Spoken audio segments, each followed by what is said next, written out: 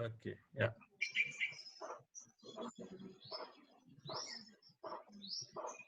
Ya, silahkan buka, Pak. Ya, Assalamualaikum warahmatullahi wabarakatuh. Waalaikumsalam. Selamat bergabung dalam acara webinar kita yang berkaitan tentang potensi endapan mineral di Aceh. Dan terima kasih kepada rekan-rekan semua yang dari beragam daerah di Indonesia yang telah hadir pada kuliah online ini. Mudah-mudahan rekan-rekan semua dalam keadaan sehat walafiat di saat wabah corona. Nah, perkenalkan, nama saya Sangga Rima Roman Celia, dosen di Teknik Geologi dan Teknik Geofisika Universitas Syah Kuala yang akan menjadi moderator pada hari ini, dan sangat senang sekali bisa bertemu dengan rekan-rekan semua secara online. Ucapan terima kasih saya yang teramat besar kepada Bapak Dr. Insinyur Andri Slamet Subandrio, Diplom Geologi, yang telah meluangkan waktunya untuk berbagi mengenai pengalaman beliau sebagai akademisi sekaligus praktisi yang pernah mengerjakan beragam proyek tentang endapan mineral di Aceh. Kemudian saya ucapkan juga terima kasih kepada Ketua Prodi Teknik Geologi Universitas Syah Kuala, Bapak Dr. Bambang Setiawan, yang telah memfasilitasi acara ini dapat terlaksana. Kemudian kepada jurusan Teknik Kebumian serta Fakultas Teknik Universitas Syah Kuala. Nah, tidak lupa kepada beberapa lembaga, ya beberapa organisasi yang mendukung acara ini, seperti Masyarakat Geologi Ekonomi Indonesia, kemudian Ikatan Ahli Geologi Indonesia Pengda Aceh, serta Ikatan Alumni Teknik Geologi Universitas Syah Kuala. Nah, sebelum kita mulai, mungkin ada baiknya saya sapa dulu. Yang mana nih yang rekan-rekan mahasiswa bisa kasih suaranya? Dari mana aja gitu?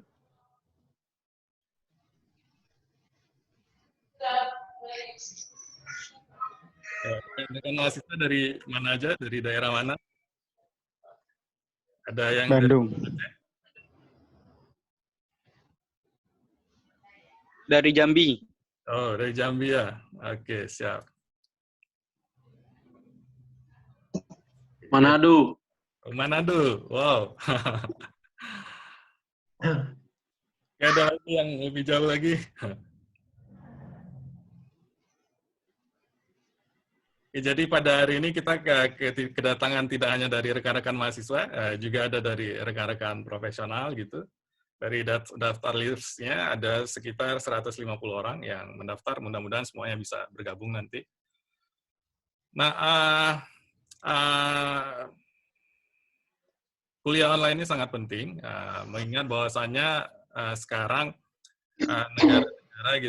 negara-negara berkembang pada menuju ke arah green technology, di mana backbone-nya merupakan deposit mineral. Sebagai contoh untuk pembuatan solar panel, wind turbine, kemudian ada booming dari mobil listrik dan sebagainya, semuanya itu harus menggunakan mineral. Dan tentu saja Indonesia juga bergerak ke arah sana, dan tentunya kita sebagai geoscientist yang bekerja di Indonesia perlu mengetahui kira-kira potensi endapan mineral di daerah Indonesia, dan salah satunya adalah di daerah Aceh. Nah, sebagai informasi, kalau seandainya kita membrowsing di internet tentang literatur mengenai deposit mineral yang ada di Aceh, itu tidak banyak. Sebagai contoh dari website misalnya Society of Economic Geology, mungkin ada 1 atau 2 mengenai mineral deposit di Aceh di daerah Takengon. Nah, oleh karenanya dengan adanya kuliah ini benar-benar sangat membantu, karena kita bisa mengetahui langsung gitu dari praktisi yang pernah mengerjakan proyek endapan mineral di Aceh. Karena itu ini sangat membuka wawasan kita semua tentang endapan mineral di Aceh. Nah, jadi ada sedikit yang ingin saya kemukakan, yaitu tentang bagaimana kelancaran acara ini. Jadi mohon teman-teman ketika nanti Pak Andri sedang memberikan materinya, mohon untuk di-mute mic-nya. Kemudian sesi pertanyaan akan dibuka setiap 15 menit. Jadi setiap 15 menit setelah Pak Andri menyampaikan materinya, kita buka sesi pertanyaan. Jadi supaya kita bisa memiliki diskusi yang aktif. Nah, kemudian kuliah online-nya akan direkam.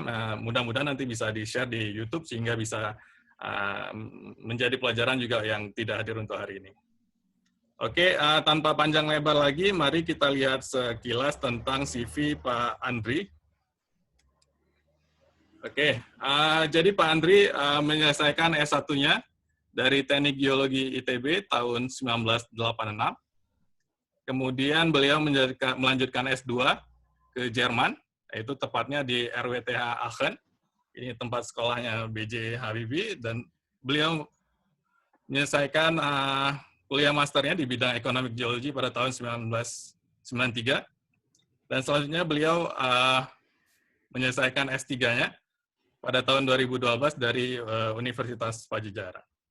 Nah, tanpa basa-basi lagi, mari kita persilakan Pak Andri untuk menyampaikan materinya. Waktu dan tempat kami persilakan Pak Andri.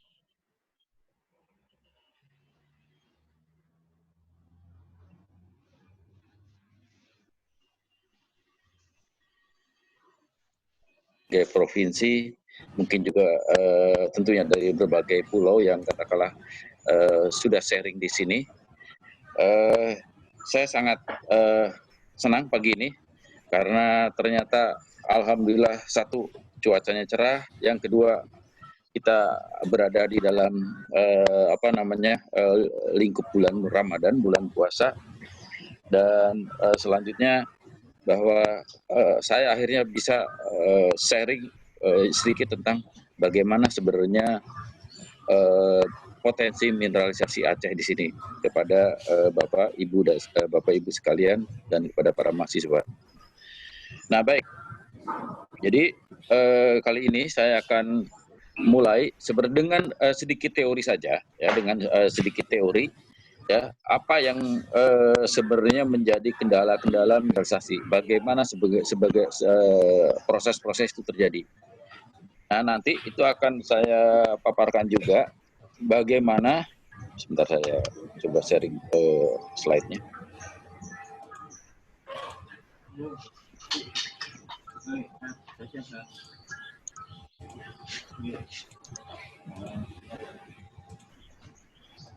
Ya, bagaimana misalnya saja mineralisasi ini katakanlah bisa terjadi. Nah, dalam hal ini saya akan memberikan contoh real yang terdapat di Indonesia dulu, ya. Jadi misalnya saja sudah kelihatan slide-nya? Maaf, halo?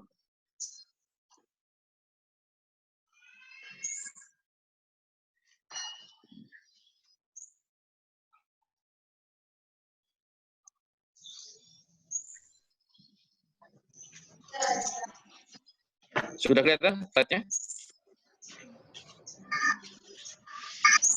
Sudah, Pak? Sudah, Pak. Sudah, ya? Sebentar.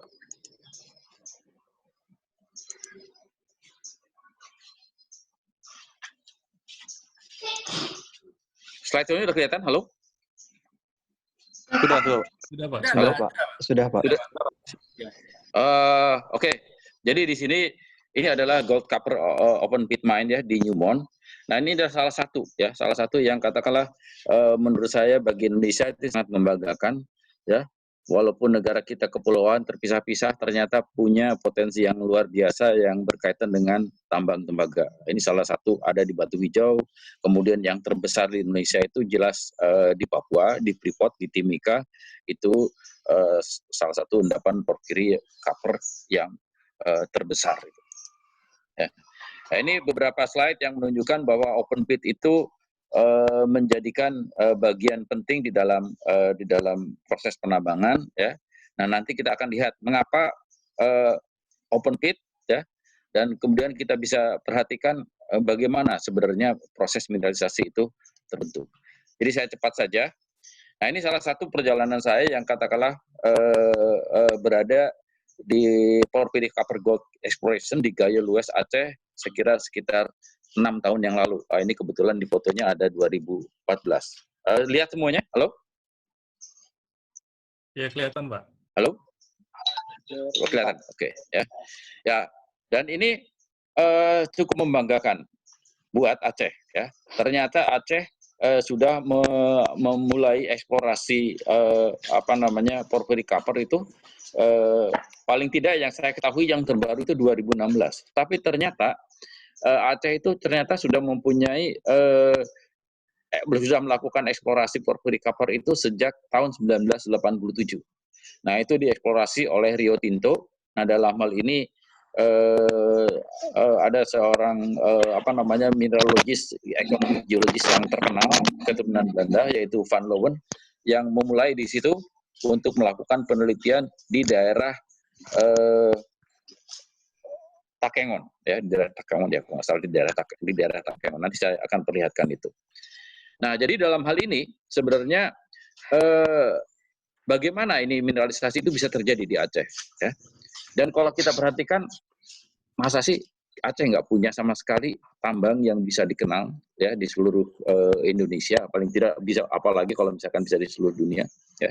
Nah, sayangnya ini yang Porphyry Copper Gold Exploration di Gayo Lues itu terhenti, ya. Terhenti karena ya ada faktor politik, ada faktor lingkungan juga, ya.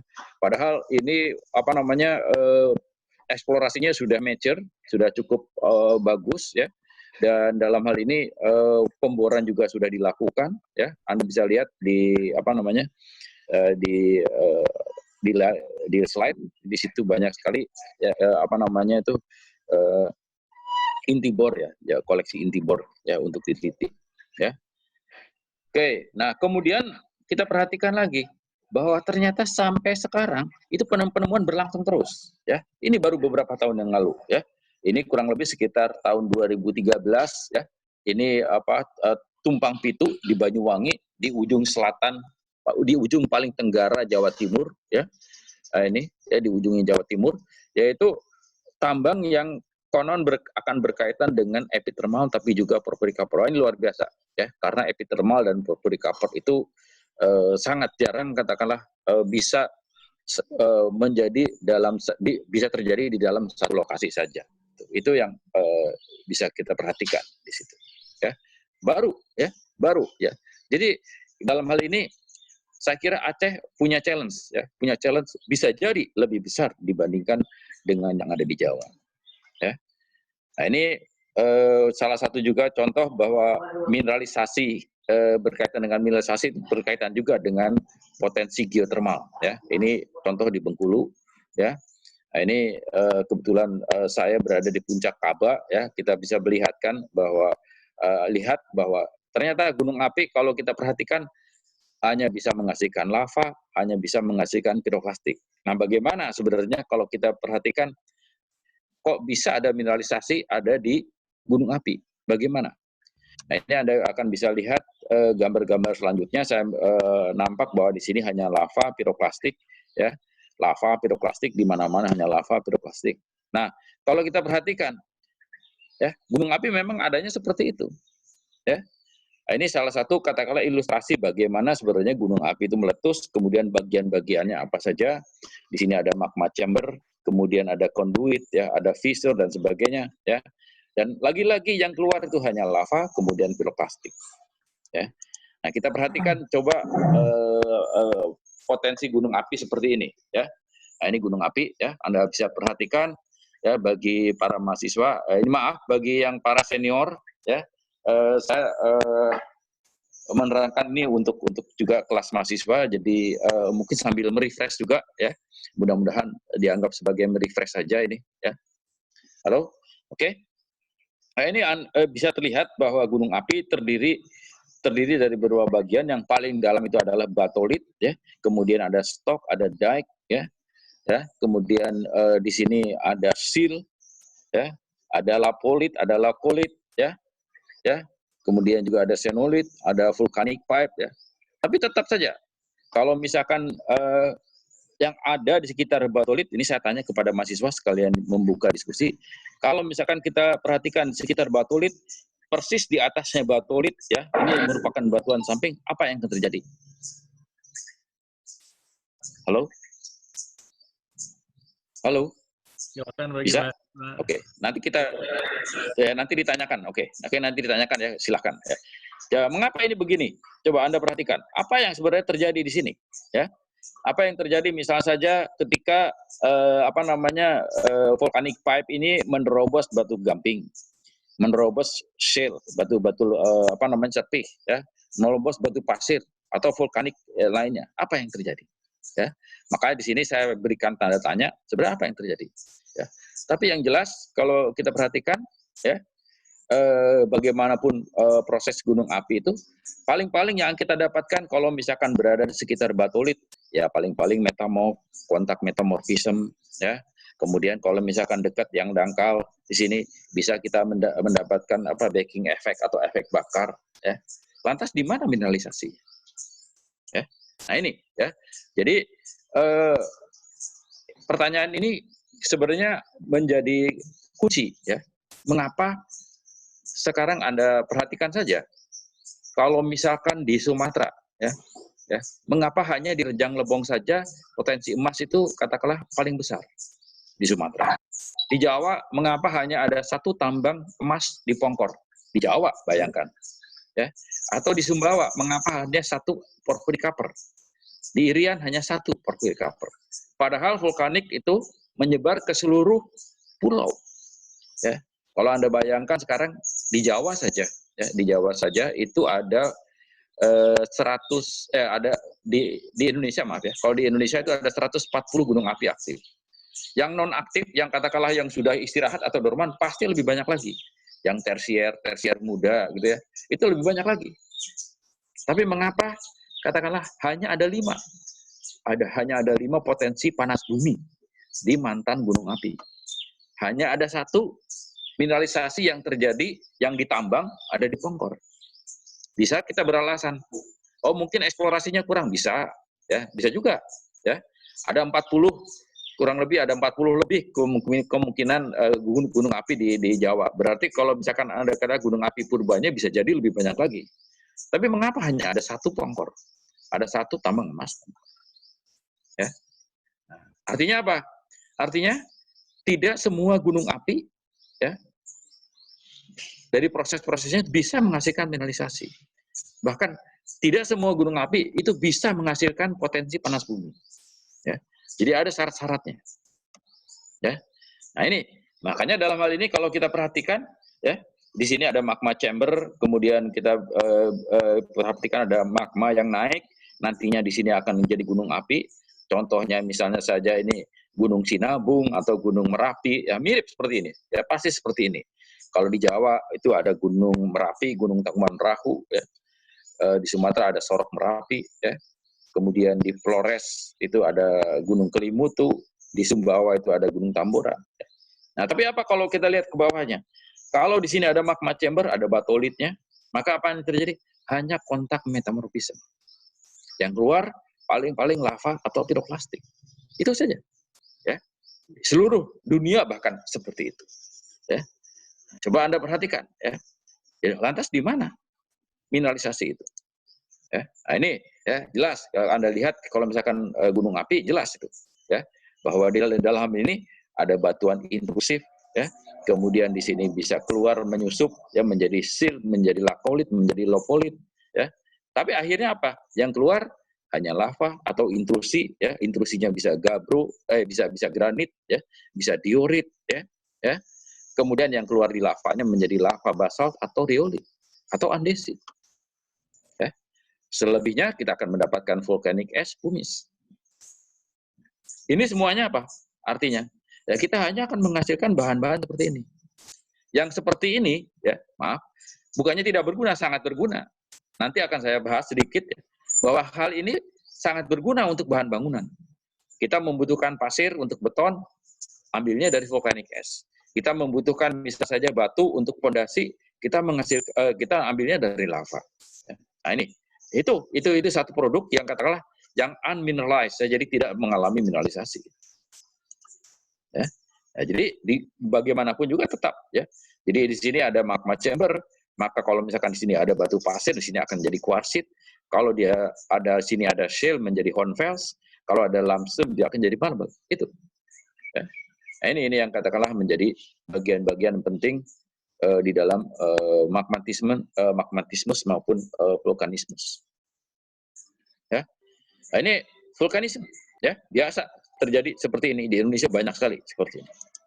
Ya, sama ya. Jadi, nah dari berbagai vulkanisme itu ternyata gunung api itu mampu membentuk kaldera.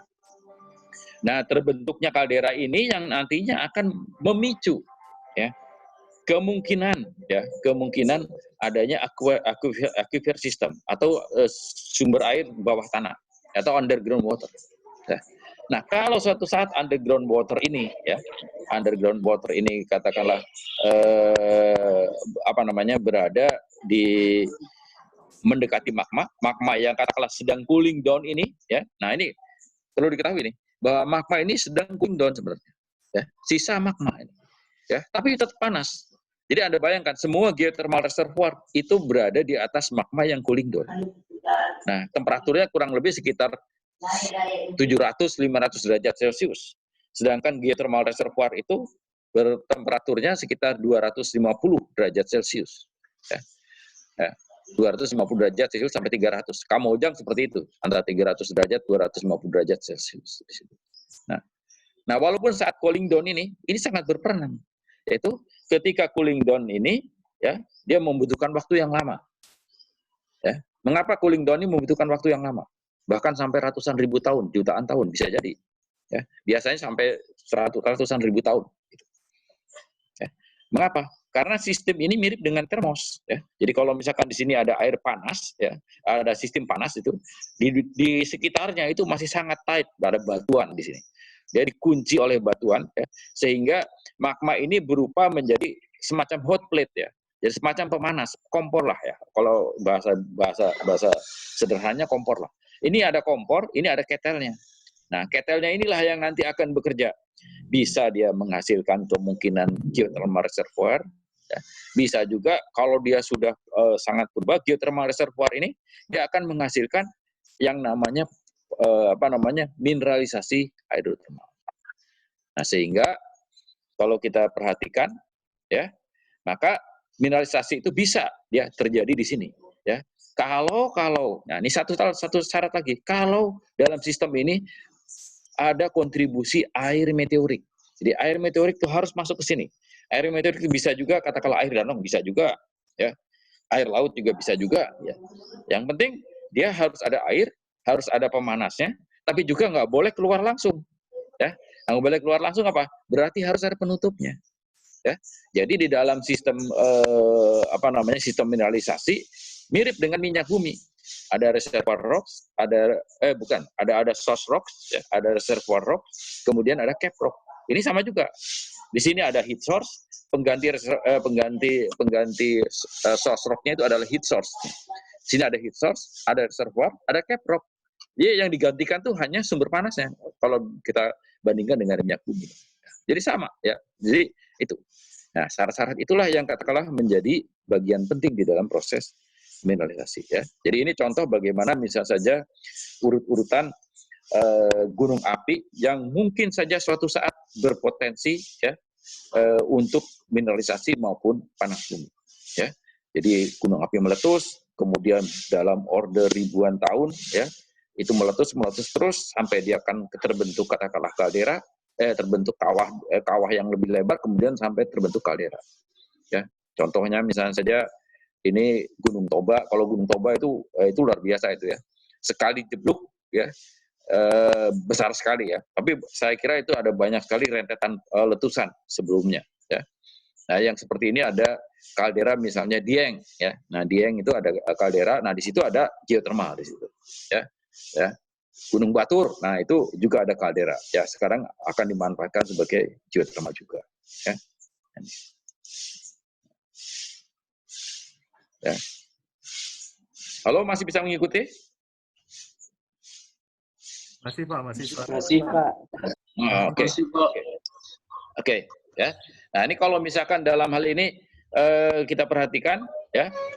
Jadi model dari kaldera itu kalau kita sederhanakan seperti ini, ya. Di sini ada 3 bagian paling tidak ya.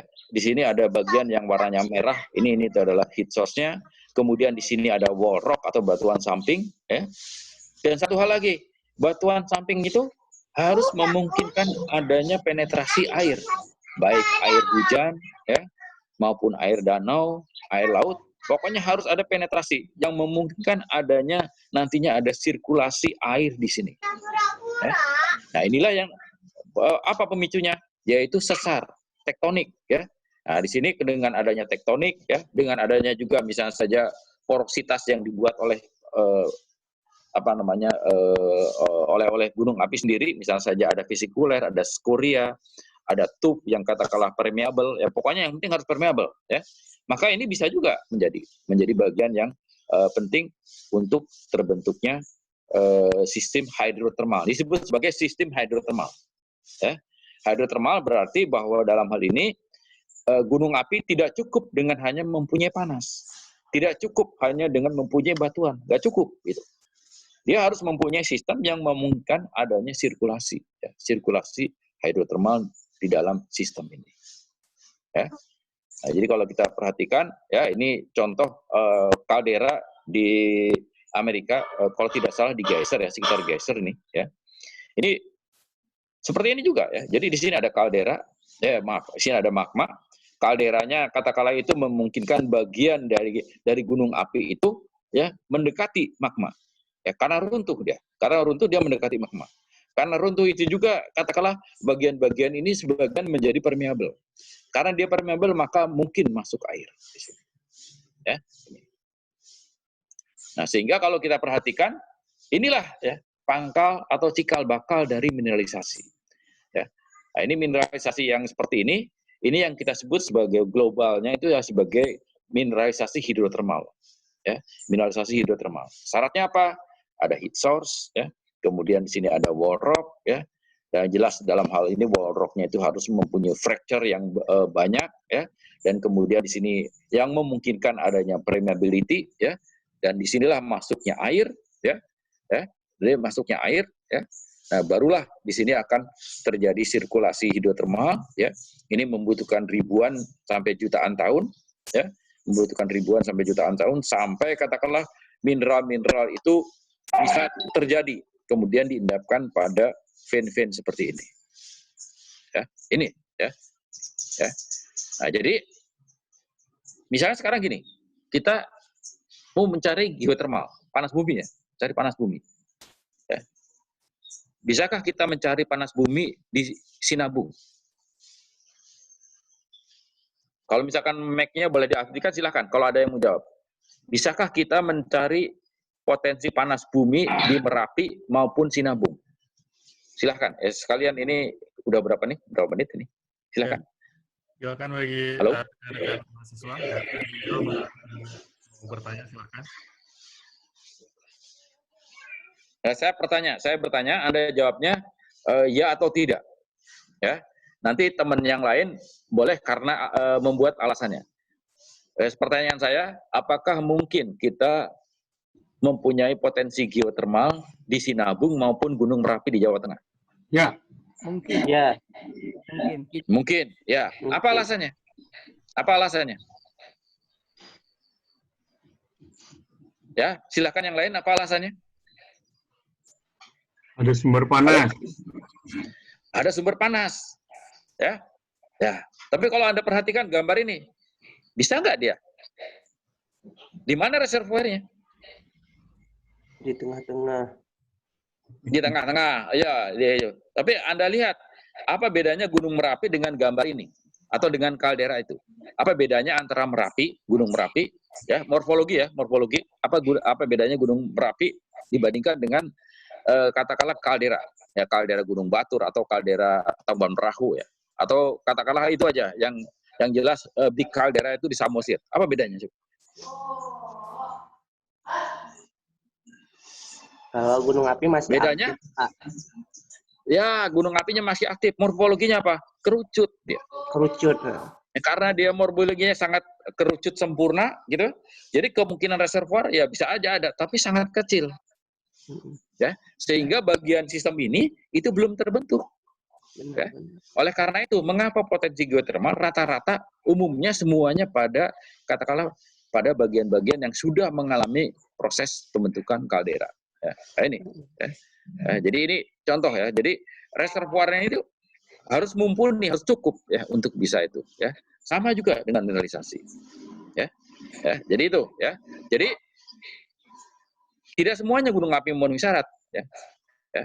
Makanya kalau kita perhatikan, kita akan mencari gunung api yang katakanlah sudah mengalami fumarola, ya, fumarola atau solfatara, ya, yang mungkin sudah dalam tahap cooling down, sudah membentuk kaldera, ya, umurnya sekitar 500.000 tahun yang lalu, paling tidak, ya 500.000 tahun yang lalu, nah, itu potensial untuk geothermal.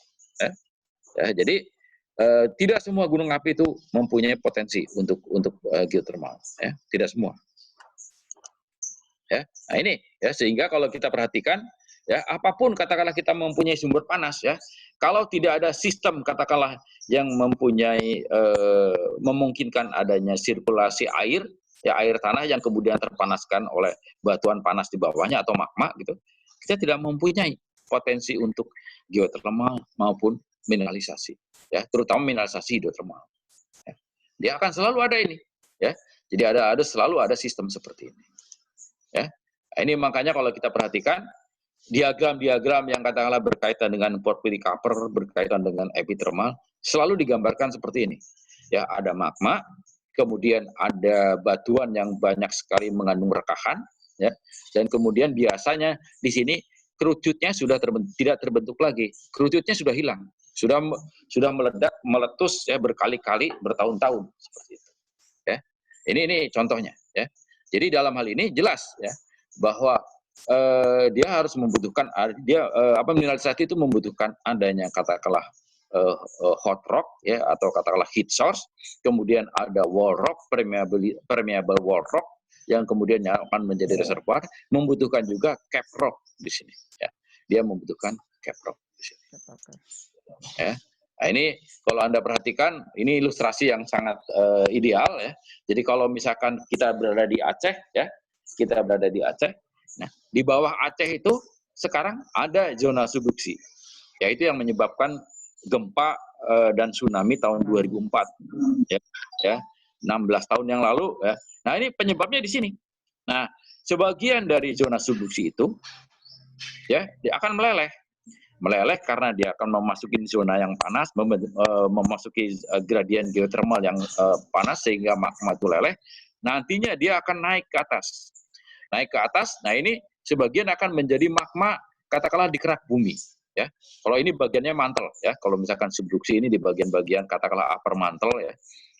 Nanti dia naik ke tempat yang lebih dangkal. Nah lebih dangkalnya ini bisa macam-macam ya. Ini bisa puluhan kilometer sini ya. Puluhan kilometer. Nah, kemudian baru nanti naik lagi ya sampai kepada katakanlah ya dangkalnya sekitar 10 km ya. Nah, baru di atasnya itu ada kemungkinan gunung api.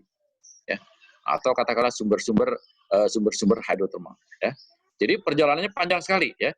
Anda bisa bayangkan kalau misalkan zona subduksi ini kurang lebih bisa sampai 200 km.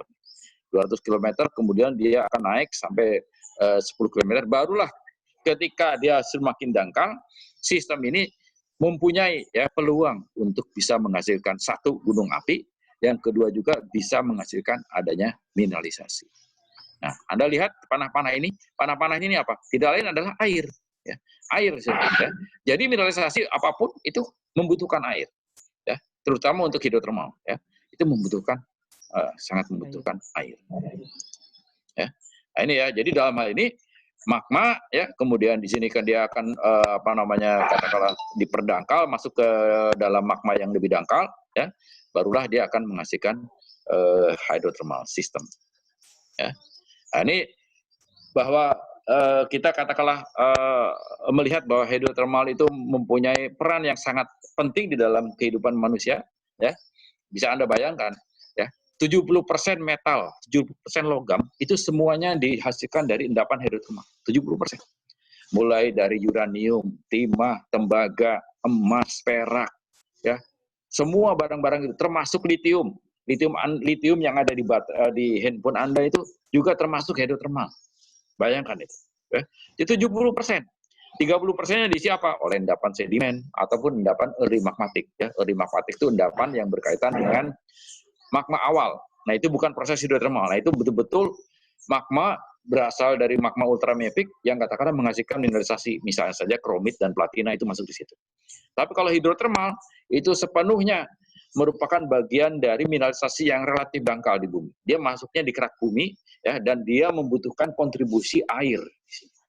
Nah, ini satu contoh bagaimana misalnya saja di Turki, ya, itu adalah potensi potensi geotermal, ya, di bor itu pada aquifer yang memang sudah dipanaskan oleh intrusi di sini.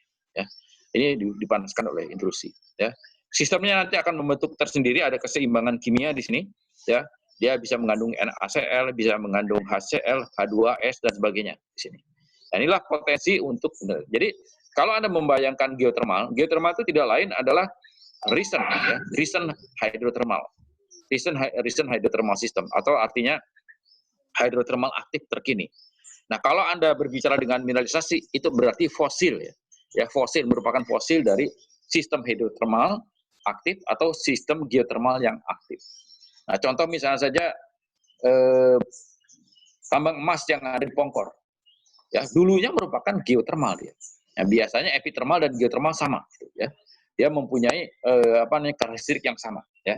Jadi kalau misalkan epithermal itu tidak lain adalah fosil dari geotermal, ya. Ya. Nah, ini contohnya misalnya saja di Turki, bagaimana katakanlah panas bumi dipanen, ya, dengan mengebor bagian-bagian dari limestone yang katakanlah kebetulan menjadi aquifer, itu kemudian bisa menghasilkan panas, ya, untuk panas bumi, ya. Ya. Oke, nah nanti akan berkaitan dengan alterasi. Alterasi itu apa? Ya, tadi kalau ketika magma dia bersentuhan dengan reservoir air, ya. Nah, itu nanti akan menghasilkan yang namanya alterasi. Alterasi tidak lain adalah ubahan, mengubahnya itu bisa kecil, bisa sangat besar. Nah, umumnya kalau misalkan Anda lihat di porphyry copper, Anda akan melihat yang tadinya batuan andesit atau batuan basalt atau andesit, ya, yang warnanya hitam, abu-abu keras begitu, ya. Begitu terkena alterasi, itu berubah total warnanya, berubah total kekerasannya. Dia akan menjadi mineral lempung, Anda bayangkan. Ya, basalt, andesit, ya, diorit, itu dia akan berubah menjadi mineral lempung, menjadi chloride yang warnanya hijau, menjadi lempung yang warnanya putih dan empuk. Nah, itu contoh alterasi, ya. Ya, nah ini jadi kalau Anda bisa perhatikan alterasi itu ternyata merupakan bagian penting di dalam sistem mineralisasi maupun geotermal, ya. Intinya bahwa sirkulasi air meteorik itu akan katakanlah meningkatkan. Jadi gini, sirkulasi air meteorik, ya, yang terkena oleh magma panas ini karena disirkulasi terus itu menyebabkan evaporasi yang sangat signifikan. Akibatnya apa? Kadar-kadar HCl yang dilarutkan dari batuan, H2S, SO2 dan sebagainya itu meningkat. Kalau dia kadarnya meningkat, maka di situ akan menjadi asam sekali larutan ini. pH-nya bahkan bisa mendekati 1. Karena pH-nya dia mendekati 1, maka dia mampu, ya, merusak biotit, merusak hornblende, misalnya saja juga piroksin, ya, itu menjadi menjadi mineral-mineral lempung. Nah ini, ya, jadi ini contoh-contoh bagaimana sistem hidrotermal itu terjadi. Ya. Nah, ini makanya Anda bisa perhatikan, ya, bagaimana sebenarnya ketika sistem hidrotermal itu katakanlah hampir sudah mature, sudah lanjut, ya, maka sisa larutan hidrotermal itu diinjeksikan kepada kekar-kekar, ya, atau rekahan-rekahan. Nah, inilah yang menjadi vein. Inilah yang menjadi bagian yang penting bagi mineralisasi yang ada di Pongkor, yang sekarang ada di Batu Hijau, yang sekarang ada di Freeport, ya, di Timika. Ya, itu. Ya. Ya, ini contohnya misalnya saja, ya, ini porphyry copper ini, ya. Ini jelas, ya. Nah, awalnya kalau Anda perhatikan di sini nggak ada gambar kiri, ya, ada gambar kanan. Gambar kiri itu menunjukkan alterasi, ya, mulai dari potasik yang warnanya coklat, kemudian pilik yang warnanya hijau. Ini maaf, ini warna ini, ya, bukan warna batuan, ya. Warna di poster saja ini, ya. Ini jadi potasik ya, Anda dilihat diperhatikan dengan warna coklat, kemudian filik ya, warnanya kehijauan, kemudian propilitik. Nah, di dalamnya itu luar biasa. Di sini ternyata banyak sekali katakanlah logam-logam ya, logam-logam sulfida, mulai dari pirit, kalkopirit, molibdenit, emas ya, emas ya. Ya Anda perhatikan, berapa sih presentasinya? Ya kalau Anda bisa perhatikan ya yang di ore shell ini tempatnya porphyry copper ditambang ya. Nah, nanti Anda kan bisa mengerti mengapa misal saja porphyry copper itu selalu ditambang open pit, begitu bekasnya selalu berbentuknya seperti corong ya. Karena apa? Anda perhatikan ini. Ini adalah yang hijau ini ya. Kelihatan halo? Kursor saya kelihatan? Kelihatan, Pak. Kelihatan, Pak. Ya, oke. Ya, yang hijau ini itu tidak lain adalah bagian yang mengalami mineralisasi copper paling tinggi. Walaupun kadarnya itu hanya antara 1 sampai 3% nih. CP ini kalkopirit. PI itu adalah 1% pyrite ya. Kemudian di sini 0,3% molybdenite. Ini kalau di Freeport maupun di Batu Hijau, ini kadar AU-nya itu sekitar 1 sampai 2 ppm ya, 2 gram per ton, 1 sampai 2 gram per ton. Inilah mineralisasinya. Nah, untuk mengejar ini kan gunung nih tadinya ya. Untuk mengejar ini, maka ini buka pelan-pelan ya, berbentuk mangkok ya. Kemudian mangkoknya makin dalam, akhirnya mangkoknya makin dalam sampai dia berbentuk seperti corong besar, corong raksasa. Ya, karena apa? Karena memburu yang hijau ini. Ya. Nah, memburunya berdasarkan apa? Berdasarkan alterasi ini tadi, alterasi dan mineralisasi ini. Ya, jadi ini contoh bagaimana porphyry copper ini. Ya. Nah, ini contohnya juga misalnya saja bagaimana misalnya saja kalau kita di Aceh punya Gunung Salawah Agam ya, itu kita bisa jadi mempunyai, kalau tidak salah sekarang sedang dieksplorasi geotermal. Dia mempunyai potensi besar ya, untuk geotermal ya. Ya, sini ada magma chamber, kemudian di sini ada aquifer dan sebagainya, pasti itu mempunyai sistem yang katakanlah ideal untuk geotermal. Ya. Nah ini untuk mineralisasi bentuknya seperti ini ya, tidak ada magma chamber dan sebagainya nih. Oke. Ya.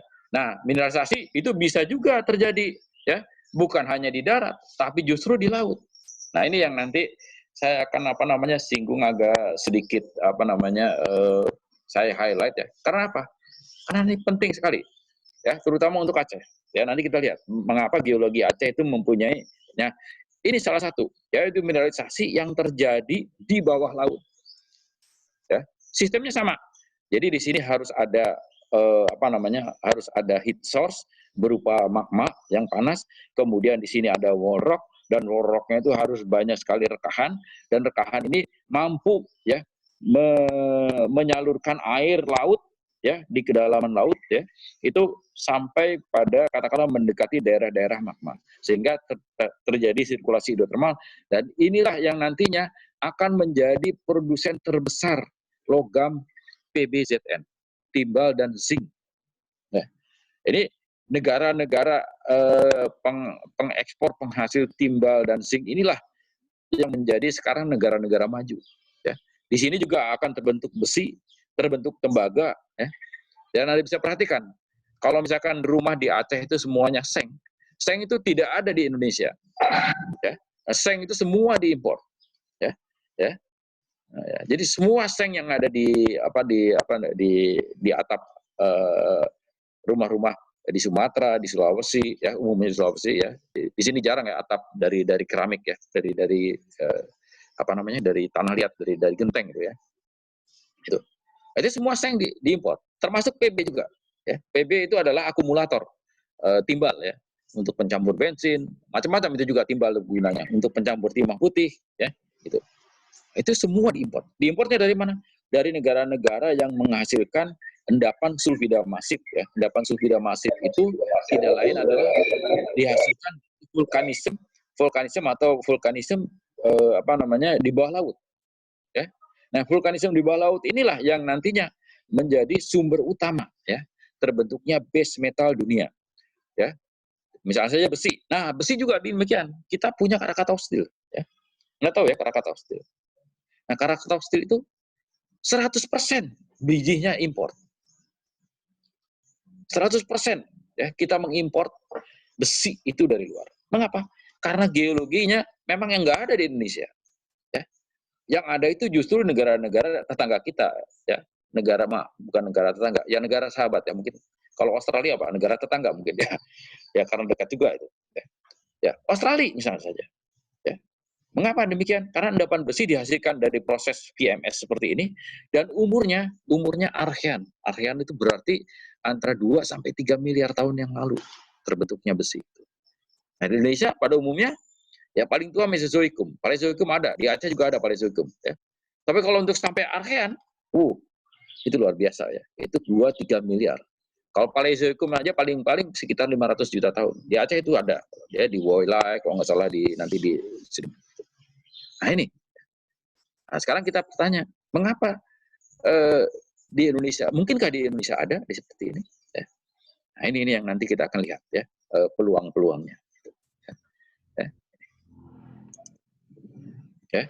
Nah ini contoh misalnya saja hidrotermal aktif. Nah ini kalau misalkan di laut sampai sekarang ada. Kalau Anda mau menyelam ya kurang lebih sekitar 4.000 meter ya. Kemudian Anda berenang dari Melabuh menuju ke arah India. Ya. Nah, itu di kedalaman kurang lebih 4.500 sampai 7.500 meter itu ada 90 East Ridge ya. Nah, itulah yang juga menyebabkan gempa bumi ya. Karena di situ ada dorongan dari subduksi ya menuju ke arah Sumatera. Ya suatu saat terkunci gitu. Nah, tetapi di tengah pematang samudra ya, mid oceanic ridge itu yang ada di baratnya Aceh bisa jadi ya mempunyai potensi ini hidrotermal aktif. Sekarang sedang membuat mineral. Ini pabrik mineral aktif ini. Ya. PB, ZN, MO, ya, copper itu dihasilkan dari sini. Ini namanya black smoke. Ya, black smoke. Ya. Nah, ini luar biasa. Ya. Nah ini black smoke-nya. Ini ada nih.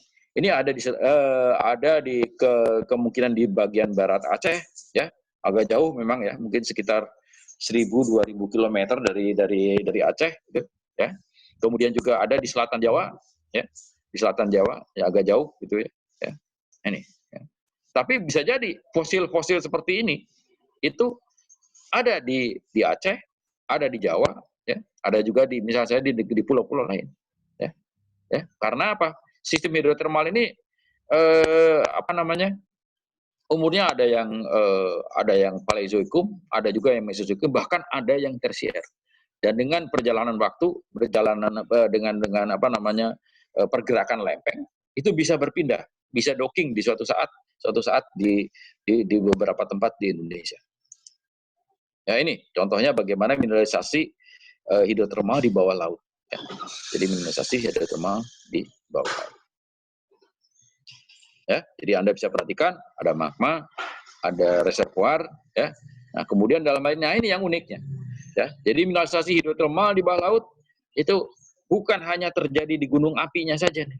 Di sini sama saja kalau kita perhatikan, kalau misalkan lautnya airnya saya hilangkan, ya, saya drainage, ya, saya drain, ya, saya buang airnya gitu. Maka ini mirip dengan epithermal yang ada di darat, epithermal maupun polycarbonate terjadi di sini. Ya. Vein-veinnya, alterasinya sama saja. Tetapi begitu mineralisasi itu misalnya larutan hidrotermal itu keluar ke air laut ya, maka yang ini akan mengendap. Nah, oleh karena itu makanya di sini sulfida yang dihasilkan persis di punggung lereng gunung api bawah laut ini, dia akan berupa masif. Ya, masif itu artinya dia tidak tersebar. Nah, kalau yang kita sebut sebagai sulfida yang ada di porphyry copper maupun ada di emas ya, di epithermal itu disseminated. Ya, jadi disseminated tapi halus-halus. Dia terpencar di mana-mana gitu ya. Dia tersebar, disebut sebagai disseminated atau tersebar. Ya. Tetapi kalau di sini karena katakanlah dia membeku langsung dan berasosiasi langsung dengan sedimen, maka di sini akan menghasilkan massive sulfide. Ya, disebut makanya disingkat sebagai VMS, volcanic massive sulfide. Nah, inilah di sini akan terbentuk lapisan sulfida, kalkopirit, galena, zinc yang katakanlah dia berupa lapisan dan sejajar dengan sedimen. Kemudian juga iron juga ada di sini ya, iron. Jadi misalnya saja banded iron formation juga terbentuk dengan proses yang mirip dengan ini. Ya. Jadi luar biasa. Ya.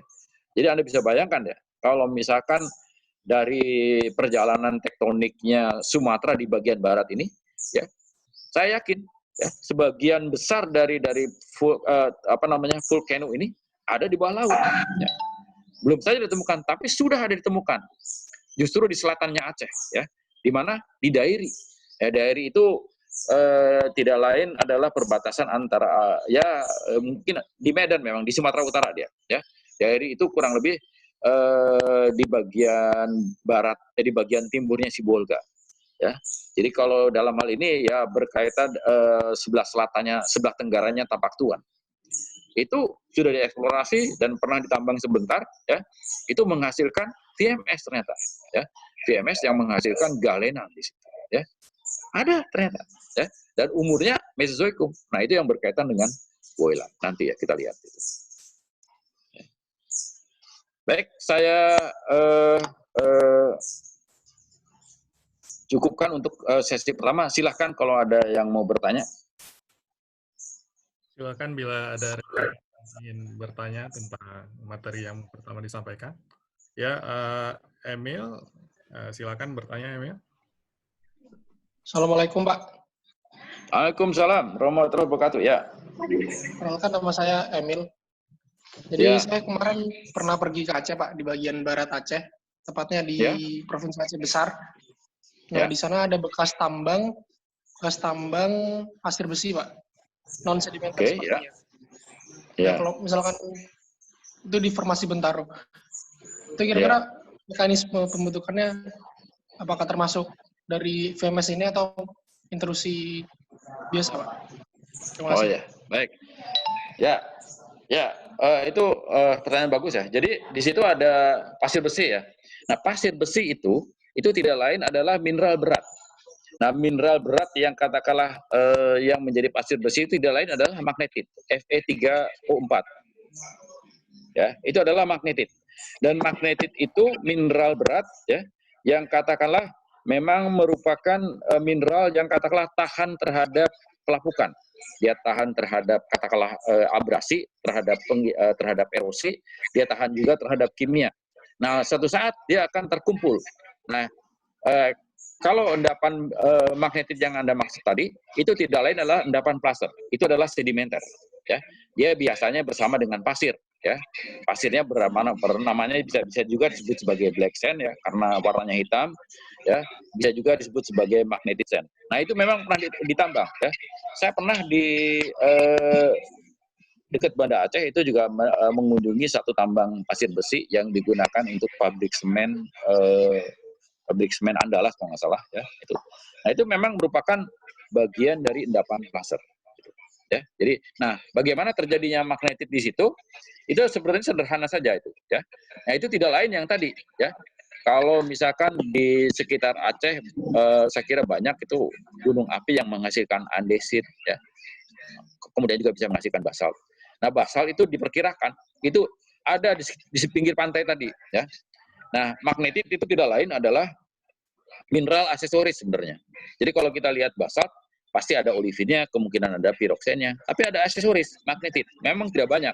Ya paling-paling antara 5-10% kandungannya di dalam basalt atau katakanlah di dalam andesit gitu ya. Nah, itu lama-lama mengalami pelapukan. Nah, tetapi karena magnetit itu resisten terhadap pelapukan, maka dia bisa katakanlah terkumpul menjadi endapan placer. Oke? Ya, silakan. Yang lain? Silakan bila ada satu pertanyaan lagi sebelum dilanjutkan ke materi berikutnya.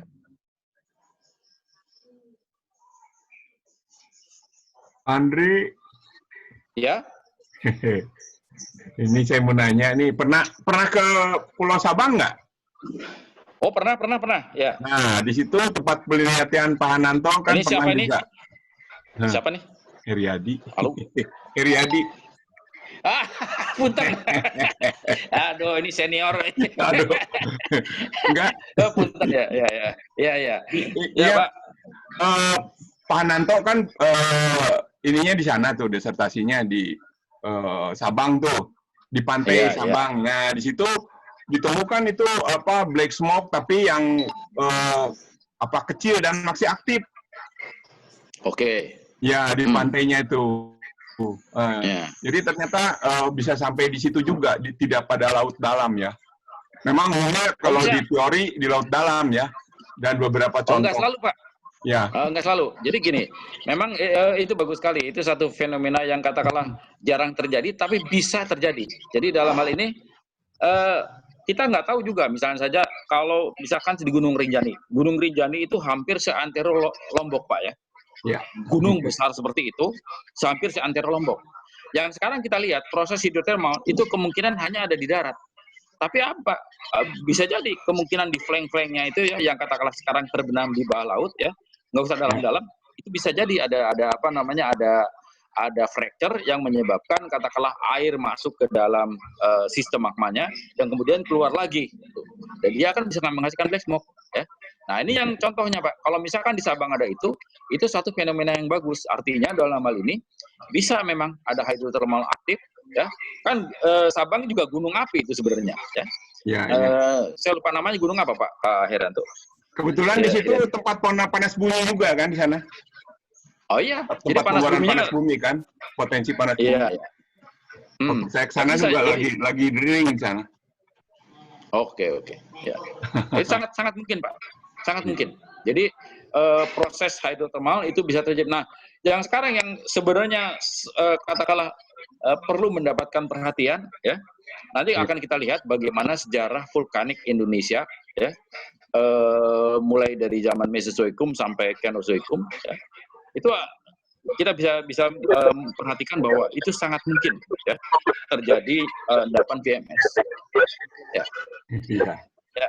Iya. Silakan yang lain Pak. Terima kasih Pak Andri. Ya, terima kasih. Mau dilanjutkan atau gimana?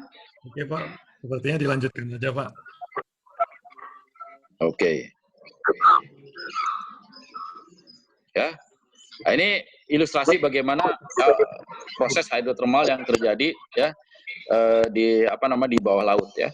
Jadi fan ini bisa jadi dangkal. Kalau misalkan Kuroko type yang ada di Jepang, nah itu sangat terkenal dan menjadi rujukan berbagai dunia ya, khusus untuk mineralisasi PMS ya. Tipe disebut sebagai tipe Kuroko. Itu terjadinya di antara 500 sampai 1000 meter saja, Pak. Jadi itu berarti ada di lereng gunung api bawah laut gitu. Mungkin Krakatau juga ya. Suatu saat akan menjadi bagian-bagian yang seperti ini. Bisa jadi Krakatau ya. Krakatau sudah mulai meletus kemarin, kalau tidak salah meletusnya sudah pakai tipenya sudah surtsey ya, jadi banyak airnya ya. Nampak juga kalau saya lihat di foto-foto satelit, sebagian dari kawahnya itu ada yang sudah mulai menyentuh air. Ya.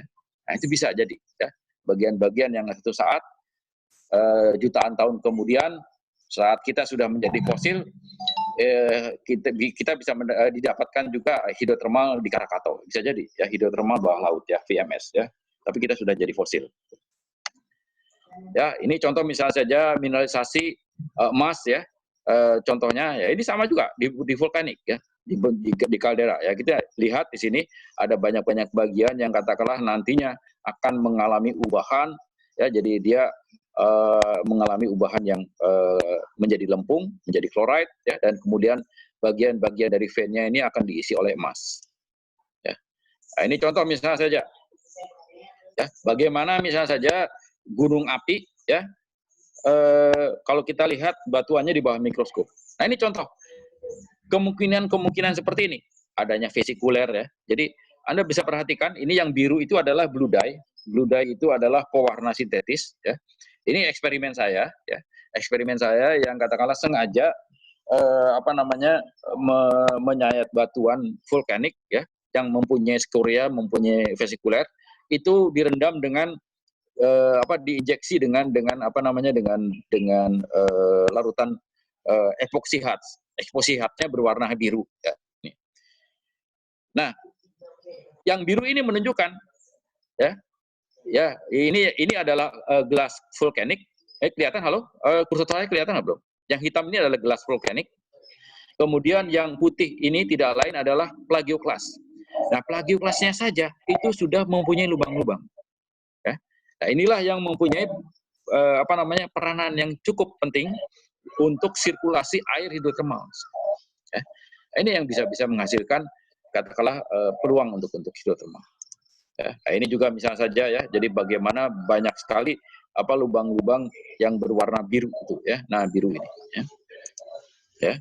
Nah, ini juga ya sama ya, ini ada beberapa, ini ada plagioklas, ada piroksen, ada olivin ya. Tapi dia mempunyai vesikuler. Nah, vesikuler ini kalau misalkan terhubung ya, dia akan katakanlah berwarna biru seperti ini. Karena ini tidak mungkin masuk kalau tidak ada permeability ya. Jadi ini satu contoh hanya menunjukkan bahwa kalau kita mempreparasi sayatan tipis menggunakan blue dye ya, pada batuan apapun kita akan bisa melihat adanya porositas, ada kemungkinan permeability juga.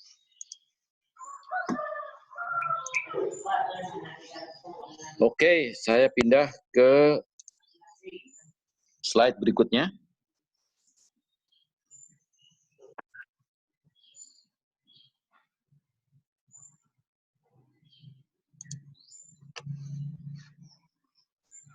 Sudah bisa lihat, Pak? Perpindahan slide, halo? Belum, Pak. Belum, oh, Pak. Belum, sebentar. Saya harus itu dulu. Share screen, gimana ya sharing sebentar?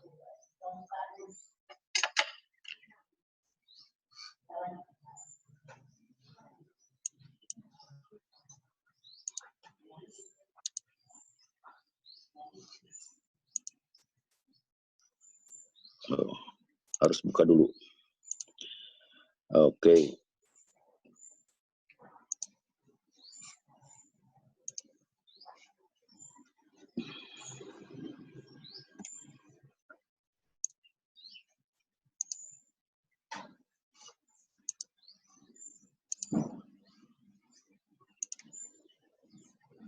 Oke, udah lihat perubahan slide? Slide nomor 3. Halo? Ya, slide nomor 3. Oke. Baik, ini sebenarnya bagian dari presentasi saya sekitar 6 tahun yang lalu di Palembang, yaitu mengenai mineralisasi di Sundaland. Ya. Sundaland itu tidak lain adalah gabungan antara pulau, terutama di bagian barat Indonesia, Sumatera, Jawa, Bali, ya. Kemudian di atasnya itu sebagian Kalimantan, ya. Itu termasuk sebagai Sundaland. Nah, dalam hal ini kebetulan yang saya presentasikan adalah bagian dari riset saya, ya, termasuk Aceh, yaitu berkaitan dengan terbentuknya biji besi primer. Ya. Nah, tadi sudah saya singgung bahwa Krakatau itu mengimpor besi 100%. Nah, sekarang apakah akan begitu terus? Kita tanya, ya. Apakah akan begitu terus? Apakah tidak mungkin kita mendapatkan endapan biji besi primer, ya, yang bisa kita tambang, gitu, ya. Nah, kita lihat, ya. Nah, ini itu tidak lain adalah justru umurnya cukup tua, ya, Mesozoic, Kenozoic, ya. Jadi ini ada Mesozoic, Kenozoic iron ore, ya, yang katakanlah berada di Sundaland. Ini saya presentasikan saat pertemuan MGI, Masyarakat Geologi Ekonomi Indonesia di Palembang 6 tahun yang lalu pada tahun 2014. Nah, mengapa besi ini menjadi penting? Ya, di mana-mana di negara manapun, ya, termasuk Jepang misalnya saja. Jepang itu tidak mempunyai apa-apa, tetapi dia mempunyai pabrik baja kelas dunia.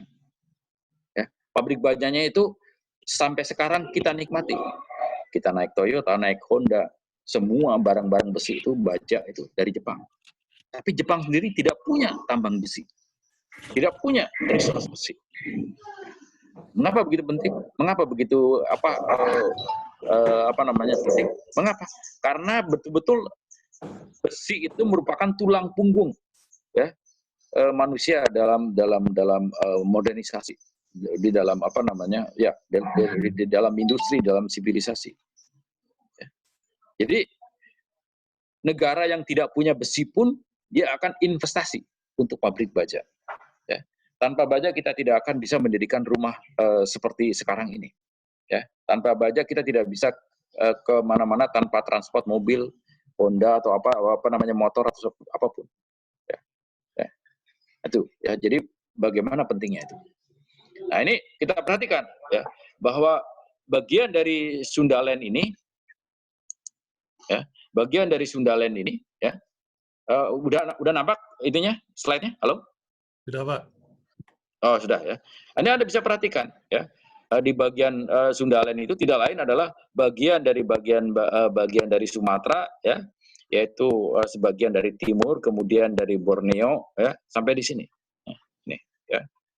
Nah. Ini akan kita lihat, ini mempunyai arti yang sangat penting, ya. Ya. Nah, ini kalau kita perhatikan lagi, bagaimana misalnya saja geologi dari Sumatera, ya. Sebenarnya sangat menarik, sangat rumit. Dan kalau Anda perhatikan, mengapa Belanda itu sangat tertarik dengan Sumatera? Memang kaya raya sebenarnya Sumatera ini, kaya raya, ya luar biasa. Coba Anda perhatikan khusus Aceh, ya, Aceh. Ini Anda perhatikan Aceh ini, ya. Nah, Anda bisa perhatikan di ini kita ada Similu dan ini. Anda perhatikan, ya. Secara geologi aja, ya. Ini batuan variasi batuan aja, variasi batuan kelompok besar. Coba lihat perhatikan, kelompok besarnya itu paling banyak di Aceh. Anda bandingkan dengan yang lain, ya. Paling banyak di Aceh. Belum lagi kalau Anda perhatikan begitu banyak sekali intrusi di sini. Ada intrusi, ada batuan metasedimen, ada batuan metamorf. Ini luar biasa, ya. Dan Anda bisa perhatikan di sini bahwa tektoniknya, ya, ini cukup rumit ini, ya. Makanya tidak heran, ya, sebagian tektonik itu sudah mulai katakanlah menghasilkan, ya. Ada gas Aceh, Arun di sini, ya. Kemudian juga ada banyak sekali pengeboran eksplorasi minyak di bagian timur Sumatera. Kemudian juga di sini, ya. Sudah mulai ditemukan adanya kemungkinan endapan batu mulia, ya, nefrit, giok, kemudian juga ada porphyry copper, sekarang sudah banyak sekali penambangan emas yang katakanlah terdapat di secara tradisional, ya, di daerah Tangse, di daerah Takengon, ya, luar biasa, ya. Ya. Nah, ini kalau kita perhatikan, ya, regional Sidikalang ini contohnya, ya. Sidikalang masuk ini nggak? Masuk Aceh ya? Sebulu Salam. Halo? Masuk, Pak. Masuk Provinsi Aceh kan ya? Ya. Iya, Okay. Pak. Iya, Pak. Ya, masuk Provinsi Aceh ya. Nah, ini saya kurang lebih sekitar tahun berapa ya? 6 tahun lalu juga. Sidikalang itu Sumut, Pak. Kalau Sidikalang Sumut ya. Kalau ini perbatasan ya. Ini Sebulu Salamnya Aceh ya. Iya. Sebelum Salamnya Aceh ya. Di sini ada Cok Langit. Nah ini. Nah di sini ini juga satu hal yang katakanlah saya diajak ke sini sekitar 6 tahun yang lalu, 6-7 tahun yang lalu. Ya. Nah di sini ternyata dia masih merupakan suatu hutan primer ya. Masih banyak harimau-nya di sini ya. Ya ini masih banyak harimau-nya di sini. Nah Anda bisa perhatikan ya. Di sini ada intrusi. Ya. Ada intrusi granit ya. Kemudian dia apa yang diintrusi? Itu adalah batuan-batuan katakanlah berumur Mesozoik di sini, ya. Berumur Mesozoik. Ya. Nah, ini luar biasa. Begitu masuk ke dalam kita lihat outcrop itu, kita akan dapatkan biji besi ya, seperti berlapis seperti ini ya. Jadi ada katakanlah ada semacam magnetit berlapis tapi tidak mempunyai silika, tidak ada charge-nya. Ya, tidak catnya, dia ada berlapis di sini, ya. Nah ini berlapis dan Anda sangat mudah Anda membedakannya. Anda tinggal membawa magnet, semua bagian dari sini itu akan menempel magnet, ya. Jadi di sini ada magnetit pagi, ya. Nah kemudian nggak jauh dari situ, ini Anda nampak, ya. Jadi ada kayak semacam metasedimen, ya, banded semuanya di sini, ya. Banded, ini ada alternating banded magnetit dan silas. Nah inilah ya, ini ada kemungkinan bahwa bagian ini merupakan bagian dari banded iron formation. Ya, teksturnya paling tidak ya, saya maaf mungkin sedikit hati-hati bahwa paling tidak ya, sebagian dari teksturnya itu sudah mirip dengan banded iron formation. Nah kalau banded iron formation ini nanti akan menjadi enigma, menjadi apa ya? Menjadi satu pertanyaan yang katakanlah menggelitik, menarik. Kok ada beef di sini? Kok ada banded iron formation di sini? Nanti kita lihat. Nah, ini kemudian pelapukannya itu terdapat ya pada lateritiknya. Dia juga masih magnetis ya. Jadi ini contoh misalnya saja gotit ya. Gotitnya masih ada magnetitnya di sini. Ada gotit, ada limonit, tapi dia masih magnet. Ini magnetnya. Ya. Ini magnetnya ya. Ini ya. Nah, kemudian dari sini kita akan melakukan katakanlah eksplorasi geolistrik. Nah, dari geolistrik itu luar biasa ya. Dia ternyata magnetit itu katakanlah menyebar ya di bagian-bagian dalam ini ya, bagian-bagian terutama bagian-bagian yang warnanya ungu, diwarnai ungu ini yang agak gelap ini ya, agak gelap ini ya, merah keunguan ini ya. Itu merupakan bagian-bagian dari kantung-kantung katakanlah magnetit. Dan ternyata bagian ini itu adalah lapisan yang terlipat, lapisan yang terlipat. Ya, ini kemudian modelnya pakai 3D resistivity ya. Kita lakukan eksplorasi di sana ya di Sebulu Salam. Hasilnya lumayan, yaitu bagian-bagian ini adalah bagian-bagian yang katakanlah mempunyai potensi untuk biji besi. Ya, ini juga bagian-bagian ini merupakan di sini disebut sebagai conductive zone. Conductive zone itu berarti artinya apa? Conductive zone itu berarti dia banyak fracture-nya. Tapi kalau high metal factor zone itu artinya katakanlah listrik maupun tahanan jenis listrik itu mengindikasikan tahanan jenisnya sangat rendah. Kalau tahanan listriknya sangat rendah berarti dia mengalirkan listrik. Kalau dia mengalirkan listrik berarti dia high metal. Dia menjadi konduktor, jadi high metal. Nah, kita perhatikan ya, apa yang sebenarnya dimiliki Indonesia ya. Jadi di sini Anda bisa perhatikan ada beberapa katakanlah primer dari skarn ya, dari iron ya, iron oxide di sini ya. Ada primary itu biasanya magnetit, hematit ya. Ya, kemudian juga ada secondary ini di titik yang merah ini. Ya. Kemudian di sini iron oxide ya. Iron oxide itu ada di beberapa tempat. Kemudian new discovery. Nah, new discovery ini yang kebetulan saya dapatkan. Yang pertama saya dapatkan di Tanggamus di Lampung. Kemudian di Kendawangan ya. Dan yang ketiga itu justru di Sebulu Salam. Maaf saya belum mencantumkan di sini. Di Kendawangan. Di Sebulu Salam ya. Ini jadi ada tiga daerah yang sangat potensial ya. Ya ada kemungkinan dia mirip dengan banded iron formation. Saya masih mengatakan mirip ya. Nah, ini yang mengejutkan, yaitu penemuan biji besi berlapis dengan cer, yaitu di Lampung ya. Di Lampung ya. Jadi ini yang hitam ini ya, yang hitam ini itu adalah biji besi hematit dan magnetit. Kemudian yang merah ini adalah cer atau rijang. Dia berlapis-lapis ya. Ini saya temukan pertama kali di BIF tahun 2006 itu ya, sekitar ya 14 tahun yang lalu, 15 tahun yang lalu lah kurang lebih. Ya. Ya. Nah, ini ketemunya di sini ya. Nah, ini tidak lain adalah selang-seling antara hematit dan cer. Nah, kalau kita perhatikan geologinya seperti ini ya. Jadi ini satu hal yang katakanlah sangat menurut saya sangat menarik dari karya Profesor Katilli.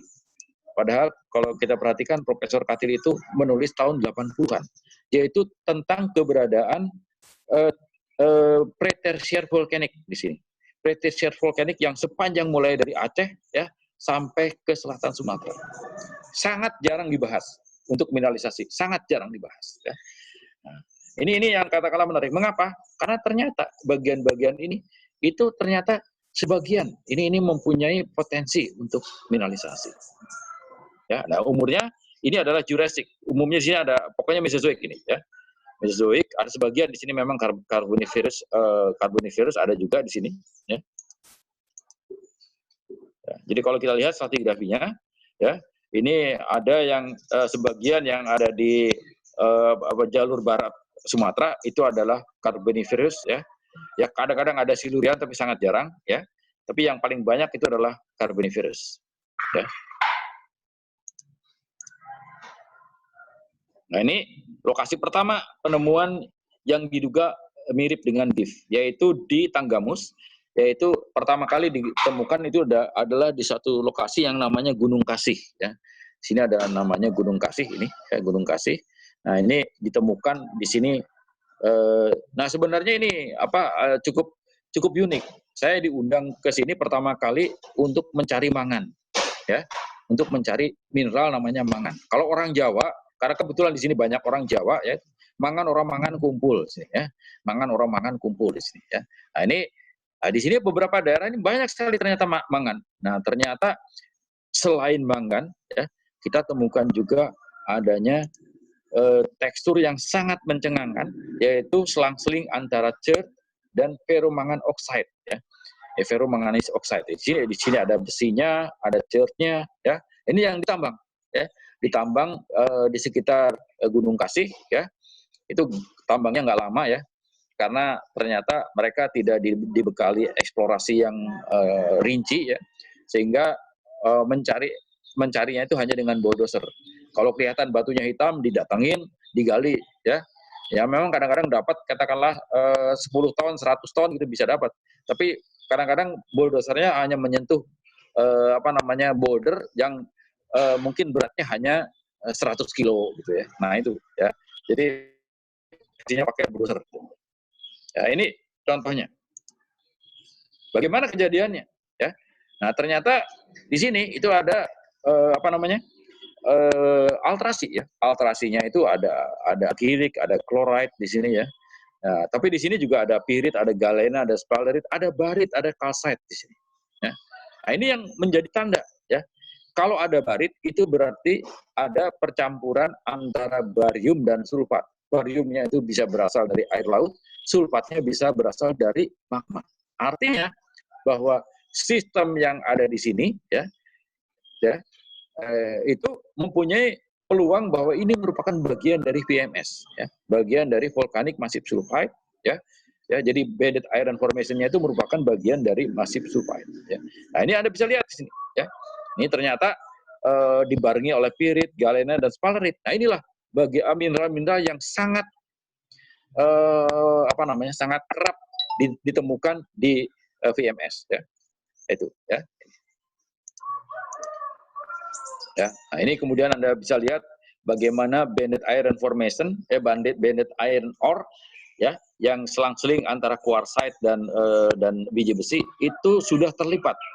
Jadi kalau tadi Anda bayangkan kemungkinan bahwa VMS itu datar-datar saja, gitu ya, datar-datar saja, ya. Tapi dengan waktu, dengan tektonik itu seringkali tidak datar lagi, ya. Seringkali terlipat-lipat, bahkan dia katakanlah membentuk anticline, syncline, ya, sangat terlipat kuat, bahkan dia menghasilkan thrust fault seperti ini, ya.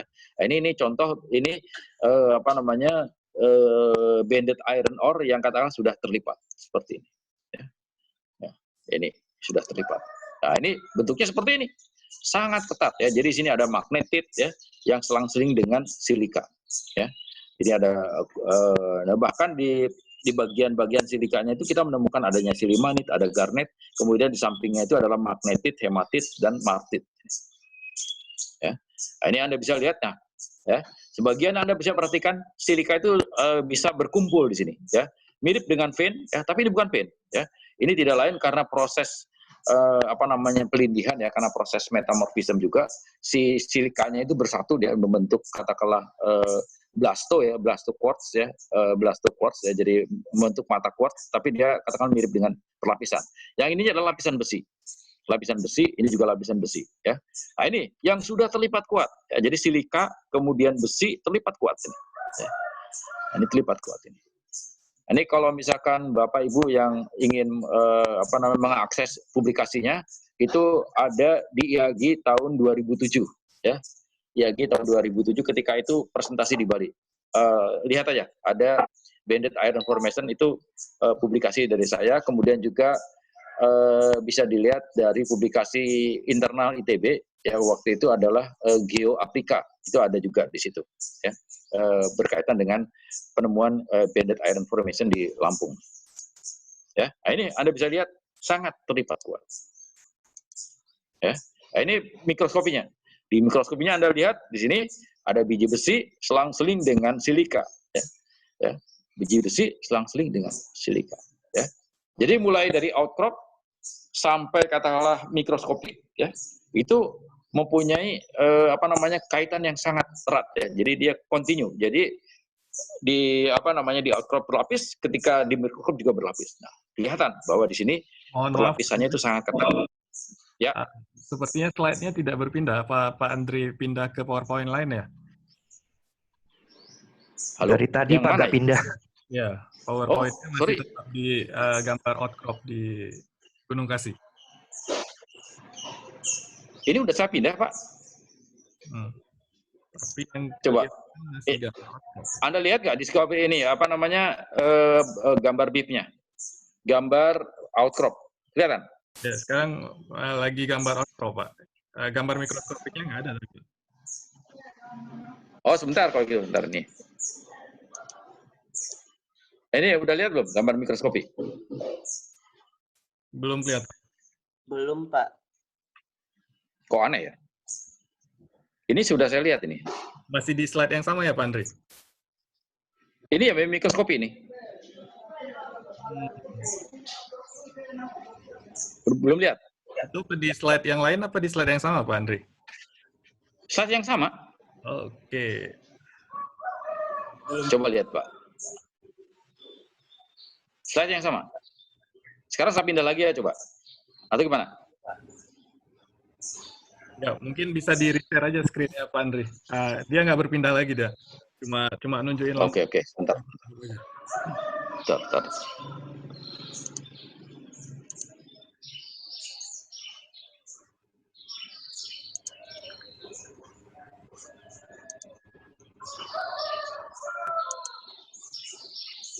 Atau di end share atau close dulu ini PowerPoint-nya habis itu. Udah nampak. Baru nampak. Ya, oke. Sudah, Pak. Sudah ya? Oke. Sudah. Sudah nampak? Apa? Nampak, Pak. Sudah nampak? Oke. Sudah. Nah, ini. Oke.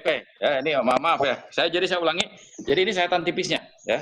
Jadi ini sayatan tipisnya, Anda bisa perhatikan ya, selang-seling antara silika ya, kemudian ada magnetit hematitnya, ada martitnya di sini ya. Jadi yang ini ini ada yang perlu saya kasih tahu dulu. Ini saya jelaskan. Ini adalah mikroskopi ya, mikroskopi di bawah sinar tembus ya. Ini di bawah sinar tembus. Jadi yang putih itu adalah silika, yang hitam ini yang opak itu adalah biji besinya. Nah, biji besinya itu di sini mengapa saya menggunakan sayatan tipis ya? Karena supaya kita bisa melihat teksturnya dengan jelas di sini. Ya. Sehingga yang di bagian kiri ini Anda bisa perhatikan itu adalah bagian paralel Nicol PPL nih. Kemudian yang di bagian kanan itu adalah cross polarization. Ya. Cross polarization itu. Ya. Ya. Nah, kalau kita lihat dari mikroskop pantul itu akan berbeda, ya. Nah, ini mikroskop pantul akan memperlihatkan bagaimana sebenarnya habit dari magnetitnya.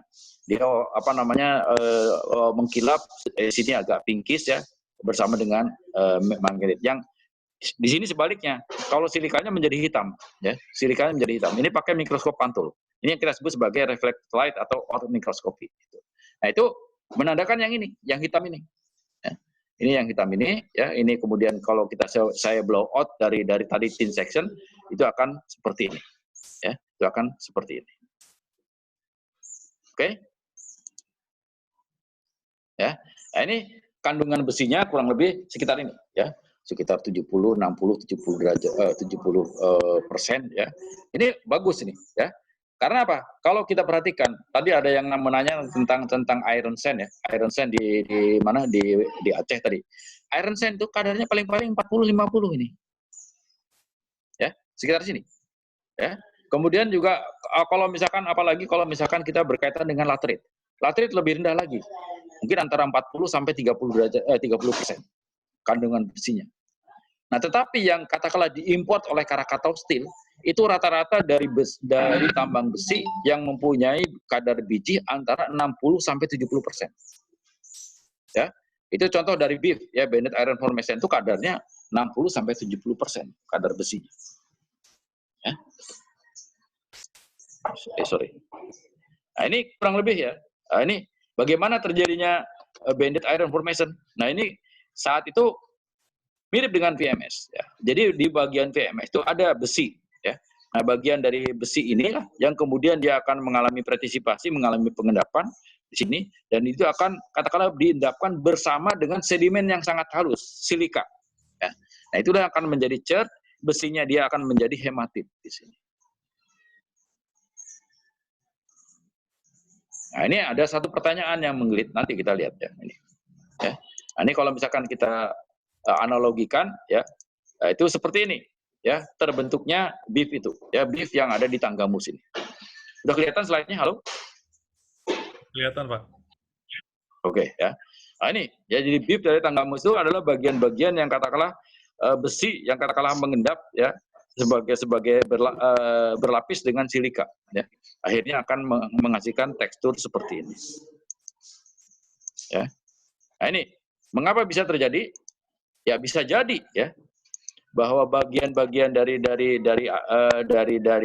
Aceh itu bagian dari Sumatera itu merupakan bagian dari sempalan dari India, mungkin juga sempalan dari itu. Karena apa? Karena yang ada di Sumatera itu yang sekarang ada di Tanggamus itu umurnya Jura. Ya, umurnya Jurassic ya. Jadi bisa jadi ya, ketika dia masih bersatu ya, mungkin umurnya Archean bisa jadi ya. Yang kemudian di sini dia katakanlah jadi kemudian pecah.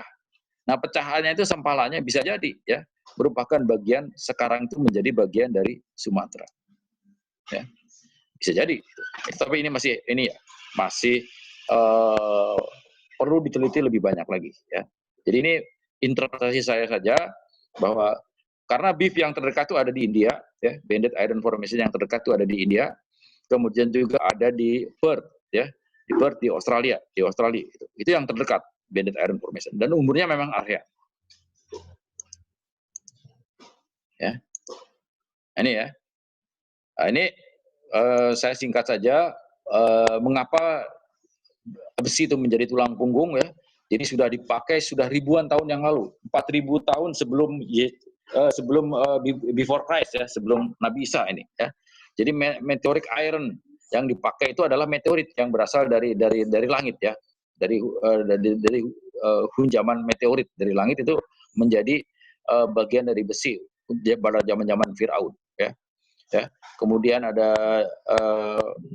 zamannya Robin Hood ya, ini Sherwood Forest ini ya, di sini charcoal for iron. Jadi di dalam hal ini kadang-kadang batu bara itu dipakai untuk memanaskan besi itu mulai ya, sampai nantinya suatu saat ditemukan cadangan biji besi yang besar ini di Lake Superior. Nah, ini yang beef ya, banded iron formation yang ditemukan di Amerika. Dia merupakan pertama kali ya industri baja terbesar di dunia itu ada di Lake Superior ini. Ya seperti tadi saya katakan, mengapa demikian? Sejak ribuan tahun besi itu menjadi tulang punggung sivilisasi manusia. Ya.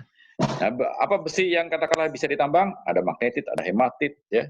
Tapi yang paling besar itu adalah hematit, ya. Walaupun katakanlah kadarnya lebih rendah daripada besi, tapi inilah yang banyak katakanlah dipakai disebut sebagai lam ore, ya. Lam ore itu adalah pemurnian besi lah, ya. Pemurnian besi dan relatif mudah diolah, ya. Magnetit bisa juga, tapi dia membutuhkan temperatur yang lebih tinggi, ya. Dia mudah dipisahkan secara magnetis, ya. Tapi agak sulit mengolahnya, jadi lebih banyak magnetit. Tapi inilah kira-kira besi-besi yang katakanlah dipakai untuk endapan. Nah, paling banyak itu adalah magnetit dan hematit. Nah, kalau yang ada di Indonesia kebanyakan adalah gotit, ya, yaitu yang dari laterit, ya. Gotit itu dari laterit itu ini di sini, ya. Di Spanyol itu ada namanya zona pirit besar di Eropa, ya. Itu ternyata piritnya itu ditambang.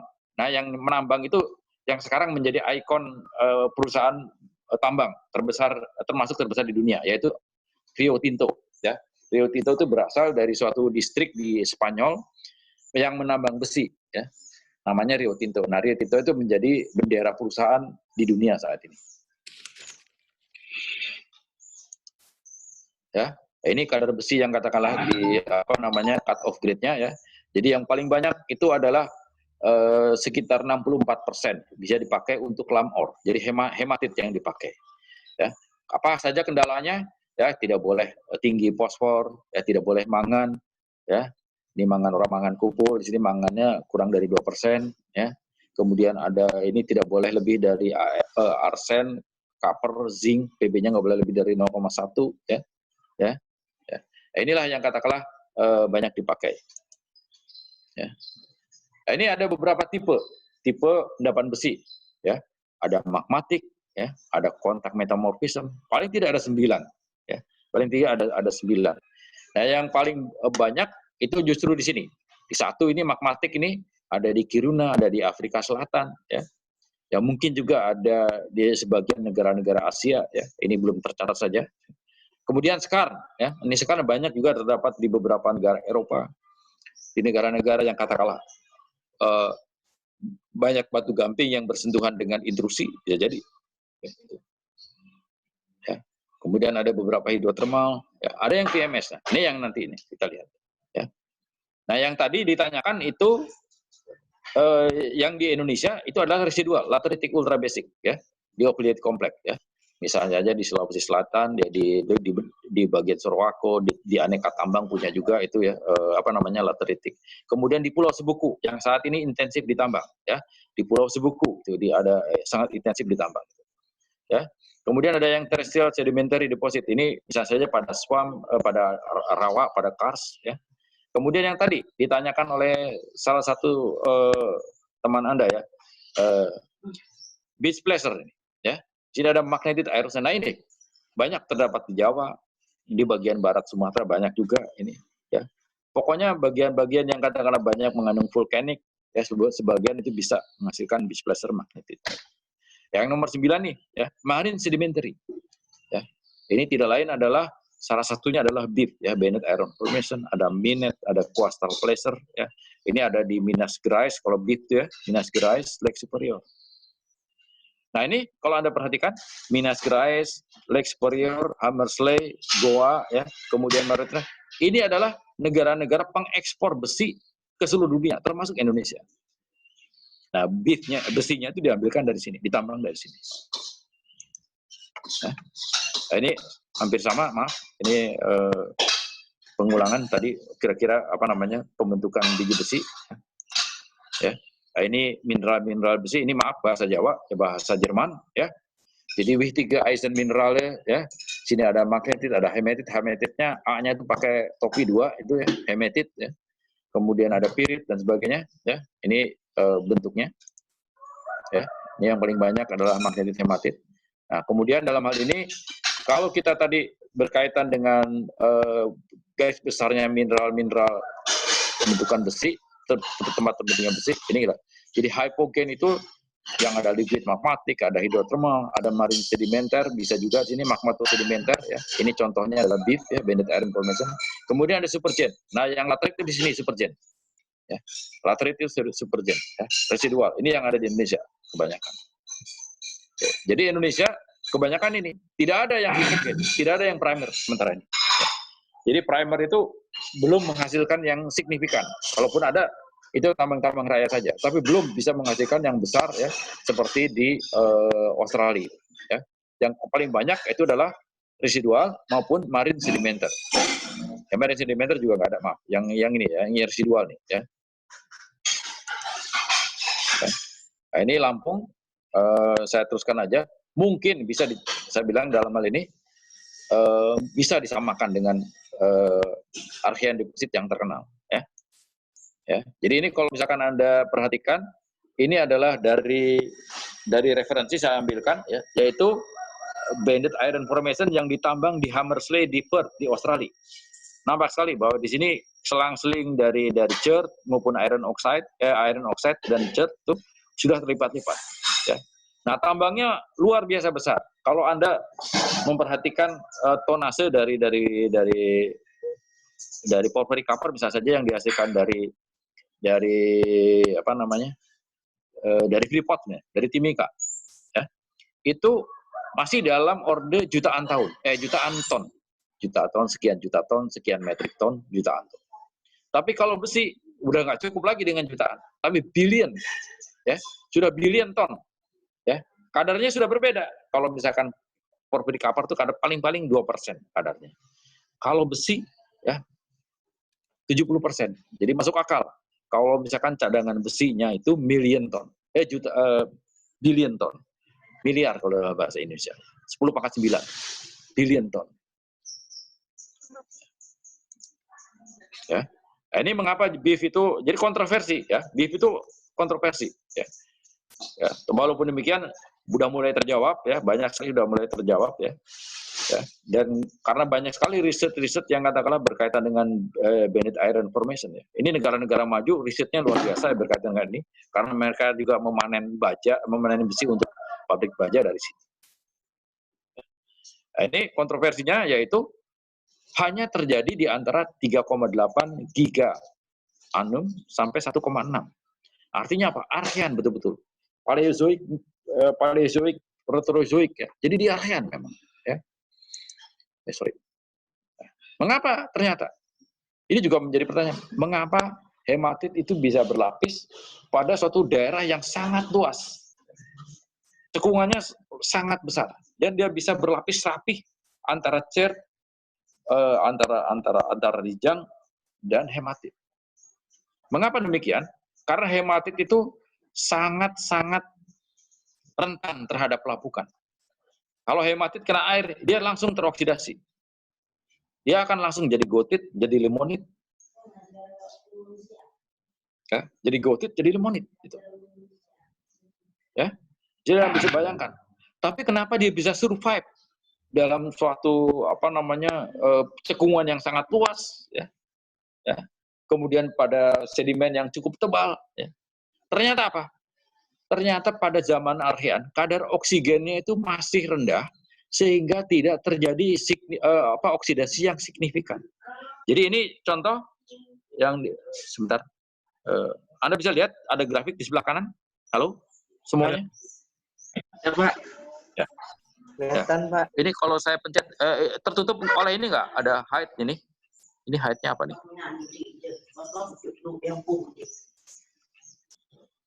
Nah, ini sebentar, saya mau coba ini. Kalau misalkan height-nya saya pencet ini, kelihatan nggak slide-nya? Halo?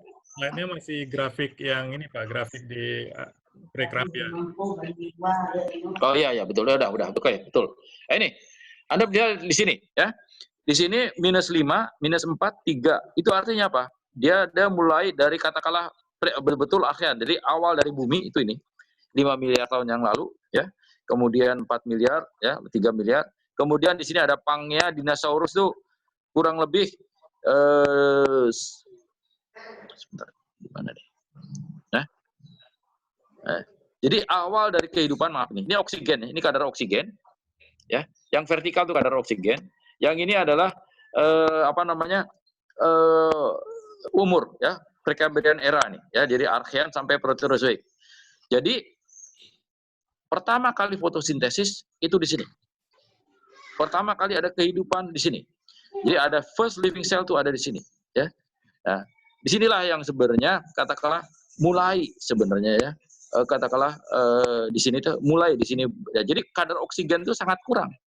Sehingga dalam hal ini, dalam periode ini, biji besi itu kalaupun dimendapkan hematit tidak mengalami oksidasi. Tidak mengalami oksidasi. Ya. Tidak mengalami oksidasi yang berarti sehingga hematit itu bisa didapatkan di daerah yang sangat luas, ya, pada umur-umur Archean. Kelihatan perubahan slide-nya? Kelihatan, Pak. Oke, ya.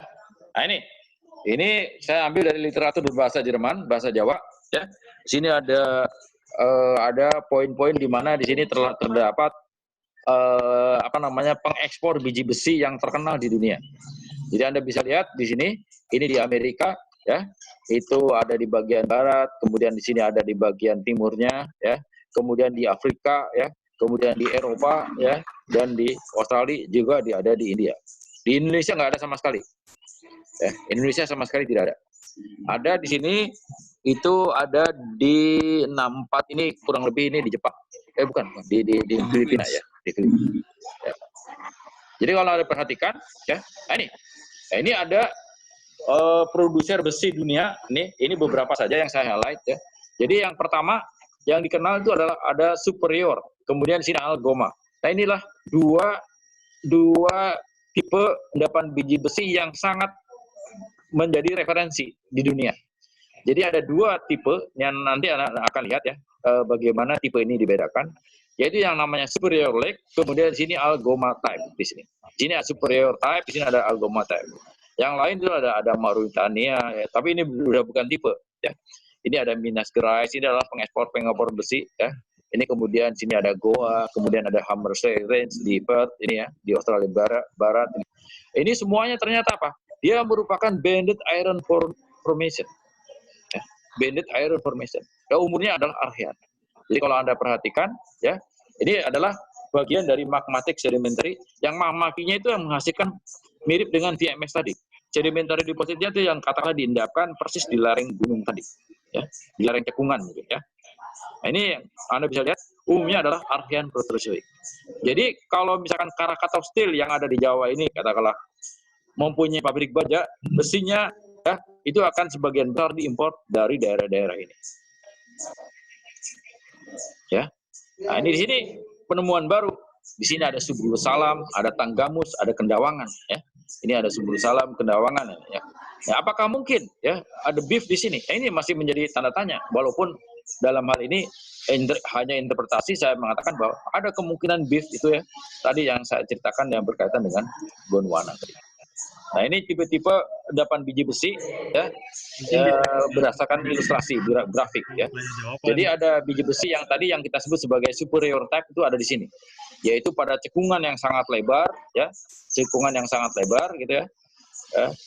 Ada juga yang katakanlah berasal dari vein di sini ya, di massive iron. Ada juga yang katakanlah kontak metamorphism, ini yang skarn ya, ini skarn ya. Ada juga yang katakanlah berkaitan dengan hematit tube, ini dari piroklastik. Dari piroklastik bisa juga dia menghasilkan biji besi. Nah, bisa juga katakanlah yang tadi ini VMS tadi ya, VMS di sini. Mungkin bisa kita buka sesi. Ya. Oh, silakan. Ya. Silakan bagi rekan-rekan yang ingin bertanya.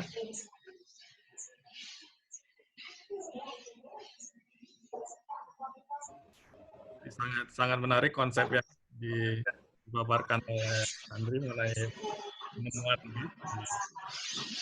di daerah Sunda. Nah, halo, yang keras, kurang keras. Nah, jadi Pak, ini di message ada pertanyaan ya. Ada pertanyaan dari Azwar Budiansa.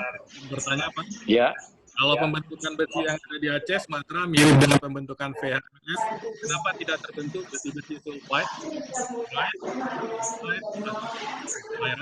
Malah terbentuk besi. Mohon diulangi pertanyaannya. Pak Andri, lihat aja ini Pak Andri di Zoom grup chatnya Pak Andri. Ya. Oh, sebentar. Di chatnya tuh Pak Andri dari Asfar Budiansyah. Ya. Chat. Oh ya, di sini. Ya, dari siapa? Asfar Budiansyah. Ya, oke, baik. Izin bertanya Pak, kalau pembentukan besi yang ada di Aceh, di Sumatera, mirip dengan pembentukan VHMS, kenapa tidak terbentuk besi sulfide seperti pirit, pirhotit, hakopirit, malah terbentuk besi oksida seperti magnetit? Situ. Oke. Ya, sini. Baik. Yang saya katakan mirip, itu mirip dengan prosesnya. Ya.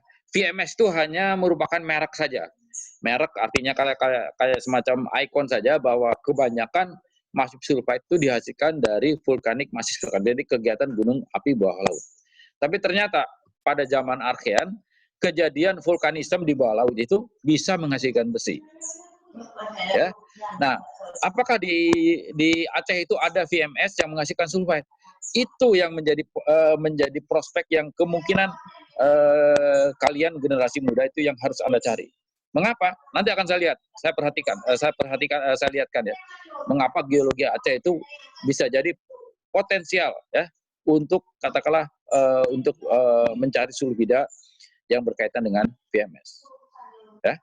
Nah, ini nanti ada beberapa penelitian dari teman saya yang mendapatkan katakanlah sulfida di daerah Gontet ya, itu nanti Anda akan lihat. Kemudian juga ada porphyry copper ada di daerah Takengon. Oke, kemudian pertanyaan kedua dari Heri Susanto.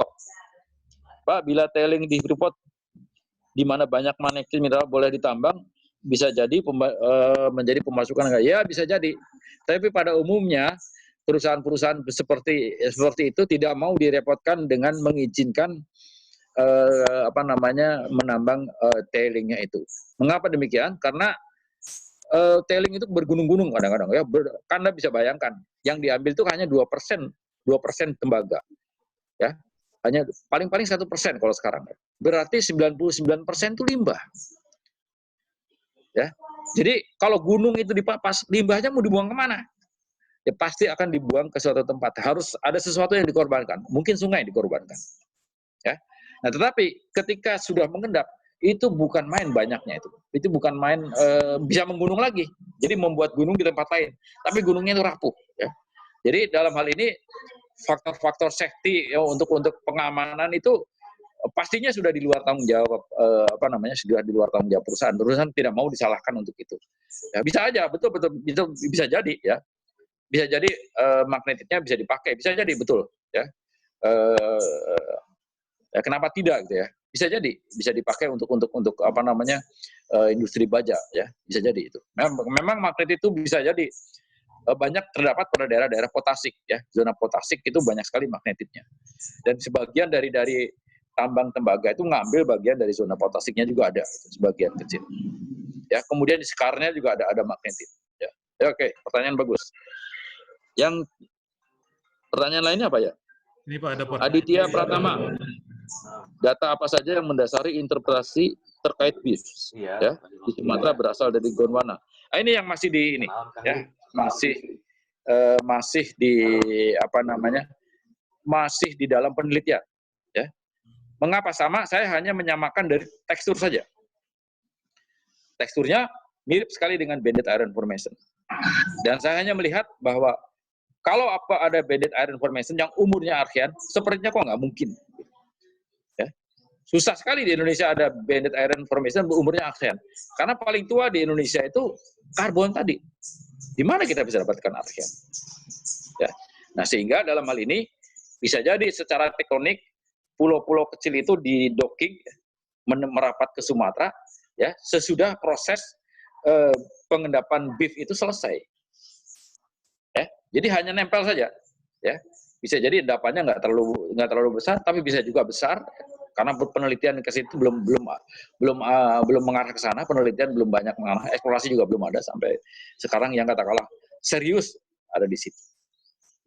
Kira-kira gitu. Halo Pak Sardi. Assalamualaikum.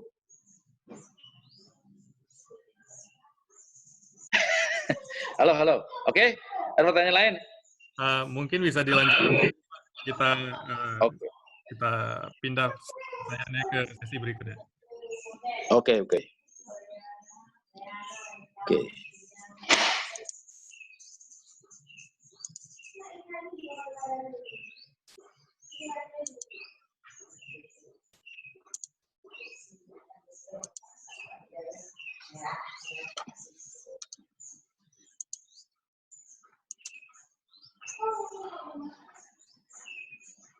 Sudah lihat perubahan?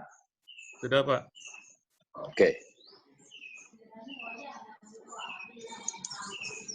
Oke. Nah, sebelum itu kita perhatikan bagaimana tektonik di Aceh. Ya. Nah, ini tektonik di Aceh ini sangat menarik. Ya. Kita sudah berpengalaman. Saya kira orang Aceh sendiri sudah merasakan ya bagaimana kerasnya gempa bumi ya tahun 2004 ya yang katakanlah banyak jatuh korban meninggal ya saudara-saudara kita ya termasuk ada saudara-saudara saya juga yang katakanlah saudara istri saya yang katakanlah memang tidak dekat tapi ada di sekitar Banda Aceh itu terkena tsunami ya. Nah beberapa saya kira teman-teman ada juga yang mungkin bagian dari keluarganya menjadi korban. Nah ini kalau kita perhatikan di bagian barat Sumatera itu ada yang namanya 90 East Ridge. Nah inilah yang mendorong ya bagian dari Sumatera ke arah sana ya ke arah timur ya Ini dia mendesak ya. Nah, tapi dalam hal ini kita bisa perhatikan potensi gempa bumi ya, potensi tsunami memang triggernya itu ya kaitan antara mid oceanic ridge dengan penunjaman yang ada di Sumatera. Tapi dalam hal ini ada benefit yang lainnya. Benefitnya yaitu proses mineralisasi yang sangat bisa terjadi ya, sangat bisa terjadi. Satu, mineralisasi yang katakanlah terkait dengan proses berpindahnya ya lempeng atau bergeraknya lempeng ya, mulai dari zaman Mesozoikum ya sampai Kenozoikum yang nantinya itu akan menjadi potensial bagi berbagai endapan mineral berharga. Masih bisa kelihatan slide-nya? Halo? Masih, Pak. Oke. Nah, ini saya menyadur dari IAGI ini ya, dari map IAGI ini nampak bahwa kita mempunyai sebenarnya peluang-peluang yang cukup besar bagi terdapatnya endapan ini di Aceh ya. Ya, Anda bisa perhatikan magmatismus itu ternyata dominan di bagian barat Sumatera ya, hampir di bagian barat Sumatera ya. Ini di bagian yang kita sebut sebagai back arc ya. Back arc ya. Kemudian kalau Anda lihat di sini ada Nias, Simelu, Mentawai itu adalah Four Arc ya, Four Arc Island. Ini langka juga nih. Ya kalau Anda orang Aceh atau orang Sumatera boleh berbangga dalam geologi ya bahwa kita mempunyai Four Arc Island. Ini sangat langka. Four Arc Island itu terjadi sebagai prisma akresi ya. Sekarang Anda perhatikan saja. Ini ada di bagian barat Sumatera, tapi di Jawa udah nggak ada ya. Di timur nggak ada. Di bagian dunia lain juga nggak ada ya. Nah, kecuali ada di bagian utara Jepang, itu juga sedikit ya. Itu di antara Rusia sampai Kanada, itu ada satu lengkungan. Nah, di situ ada prisma akresi. Nah, prisma akresi yang ada di sini itu membanggakan karena ini proses yang terjadi sangat spesial sekali ya, yang ada di sini. Oke, ini bagian peta geologinya. Nah, ini zona mineralisasi. Ini zona mineralisasi yang katakanlah dianggap sebagai katakanlah bagian dari untuk terdapatnya mineralisasi sulfida maupun logam mulia ya. Yaitu jalurnya mulai dari Sumatera, mulai dari Sabang, Aceh, kemudian sampai ke Lampung, Jawa ya, sampai ke Wetar sini ya. Kemudian di Kalimantan ada juga seperti ini ya. Dan kemudian juga katakanlah ada di bagian Sulawesi bagian utara dan di sini ada di Halmahera. Di sini sudah terkenal, di sini ada Gosowong ya, di sini banyak sekali ya, salah satu perusahaan mineral sangat aktif di sini, misalnya saja J Resources sangat aktif di Sulawesi Utara ya. Kemudian juga di sini pernah ada temukan ada Kelian ya. Kalau di sini pernah ada Newmont ya. Newmont, kemudian juga saya lupa kalau nggak salah ya BSP Utah pernah juga di sini ya. Kemudian kalau di Sumatera itu ada Lebong Tandai ya, Lebong Tandai. Nah, sekarang kalau di Aceh itu kalau tidak salah ada Miwah, Asian Mining juga ada di sini. Kalau tidak salah. Di sini di Jawa itu ada Pongkor, sekarang ada Tumpang Pitu di bagian Banyuwangi ini. Ya. Ini masih peta yang mirip ya. Jadi dalam hal ini Anda bisa perhatikan bahwa Aceh punya keistimewaan yaitu punya pre-tertiary plutonit di sini. Aceh, Sumatera Utara itu punya tektonik pre-tertiary plutonik, batuan plutonik ya. Ini ya. Ini spesial. Termasuk juga katakanlah di sini ada juga di Kalimantan Barat ya, di Kalimantan Barat di Pontianak, Sintang ini ya. Nah, kemudian yaitu yang pre-tertiary hanya sedikit saja. Ya. Nah, sekarang Aceh, kita perhatikan ya. Mengapa di sini harus kita perhatikan ya, kalau kita perhatikan ini dari warnanya saja ya, dari warna saja itu kita bisa perhatikan biasanya kalau yang hijau-hijau ini berkaitan dengan metasedimen, berkaitan dengan ultramafic. Yang merah-merah ungu ini biasanya berkaitan dengan intrusi. Kalau katakanlah warna hijau-hijau ini, kuning hijau ini pasti dia sedimen. Nah, kita perhatikan di sini ya. Lembar Banda Aceh saja ya, itu paling tidak 60% disusun oleh batuan magmatik, batuan vulkanik maupun batuan metamorfik. Ya, itu hanya 40% batuan sedimen. Tapi Anda perhatikan di sini ini juga ada apa misalnya saja tadi ada apa namanya di sini ada minyak dan gas bumi yang jelas sini Arun ya di Lok Semawe ya. Ya, kemudian di sini kalau misalkan di sini ada semen di daerah Lokma, ya itu ada semen Andalas. Ya. Nah sekarang kita lihat rincinya. Ya, ya umurnya itu mulai dari Paleozoikum, ya. Ini Paleozoikum, ya, Mesozoikum ada, ya. Kemudian di sini ada Kenozoikum. Ini sangat menarik. Ya. Ini saya sangat surprise dengan berdirinya geologi di Unsia ini. Saya harapkan geologi Unsia itu meneliti ya daerah ini itu sangat unik nih, sangat menarik ya. Kita sangat jarang Paleozoikum ya. Jadi saya harapkan di Unsia itu ada kader-kader paleontolog, katakanlah geologi ekonomi yang berkecimpung di daerah-daerah Paleozoik, Mesozoik ini ya. Nah, sekarang kita lihat. Nah, kalau kita blow out ya, kita besarkan penampang tadi ya. Penampang dari Banda Aceh saja ya. Nah, di sini ada intrusi. Nah, di sini ada metasedimen terdiri dari sel, ada batu gamping ya, ada batu gamping ya. Nah, di bawah ini ada katakanlah juga yang katakanlah Mesozoikum, batuan Mesozoikum ya, yang kemudian di atasnya itu berupa batuan metasedimen. Nah, yang ini saja itu sebenarnya menarik. Menariknya apa? Karena di sini kemungkinan terjadinya proses mineralisasi, antara lain adanya grayson, ya, ada timah, wolfram, niobium, tantalum, kemudian ada PMS. PMS, mengapa? Karena di sini ada batuan sedimen, ya, sedimen laut, ada karbonat, ada shell, ya, ada karbonat ini, ya, ini, ya. Bisa jadi, ya. Karena apa? Kalau Anda perhatikan ini tidak mungkin muncul sendiri gitu. Jadi sudah katakanlah mendekati bagian-bagian tepi laut ya. Ya, seperti tadi pertanyaannya Pak Haryadi ya, di Sabang itu muncul hidrotermal padahal gunungnya ada di tengah ya. Ya bisa jadi ya. Nah, ini di sini jadi ada PMS. Ada juga ada pegmatit granit, ada menghasilkan lithium atau ada porphyric copper, CuMM sudah terbukti di sini. Ya. Ya, nanti Anda lihat di Tangse, di Takengon ya, lihat sini. Nah, kemudian ada yang baru, yaitu adalah organik metamorfik. Mengapa? Karena di sini sebagian besar itu adalah batuan metamorfik. Nah, metamorfik tidak pernah dilirik memang. Halo, ada yang dengar? Halo? Masih kedengaran, Pak. Oh, masih kedengaran. Oke. Metamorfik sama sekali tidak dilirik. Baru dilirik mengejutkan ketika terjadi gold rush di Bombana. Mengapa Bombana? Nah, Bombana itu kalau di peta geologi, di peta P3G, sama sekali tidak ada tanda mineral. Ya, kurang lebih 15 tahun yang lalu ditemukan oleh penambang tradisional, ya, menemukan emas. Terjadilah gold rush. Itu semuanya di metamorphic terrain. Ya.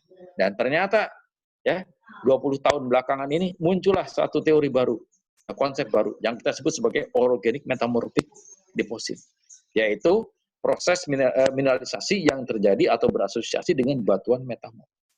Jadi metamorphic hosted, tapi juga metamorphic trigger. Ya.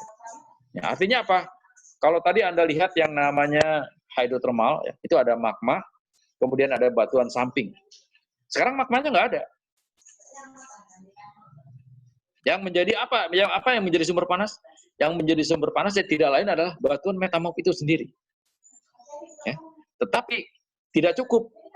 Jadi batuan metamorfik ini harus punya fracture. Fracture-nya harus apa? Harus mengalirkan air ke tempat sumber panasnya metamorfik tadi.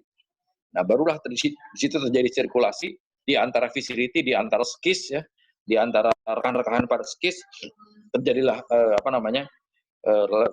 sirkulasi hidrotermal, barulah terjadi mineralisasi. Itu baru di Banda Aceh. Coba perhatikan. Jadi ada peluang-peluang ini, ya. Kalau saya tulis ini ada 5 paling tidak. Belum lagi di sini. Ketika masuk di sedimennya, bagian ini toh bagian-bagian yang tadinya jauh lebih tinggi. Ya. Ini bisa jadi lipatannya lebih tinggi. Berarti apa? Kalau di sini terjadi mineralisasi, berarti sudah dierosi kemudian masuk ke sini. Sini akan terjadi apa? Endapan placer, ya. Endapan placer kalau di sini ada grayson tadi, kalau di sini ada mineral-mineral berat, dia bisa menghasilkan timah, wolfram, niobium, tantalum, bisa menghasilkan zircon, monasit, atau heavy mineral concentrate, HMC. Ya. Kemudian ada bisa jadi ya bagian darinya merupakan bagian dari sedimen hosted. Ada yang pernah tahu endapan tembaga yang berasosiasi dengan shale? Halo? Para senior, bisa juga mahasiswa, mungkin ada yang tahu? Jadi covernya itu berlapis. Saya buka pertanyaan, silahkan ada yang jawab. Saya buka pertanyaan, apakah Bapak, Ibu, mahasiswa pernah mendengar ya, ada tambang tembaga yang betul-betul ditambang dari shale, dari serpih? Halo? Halo? Assalamualaikum.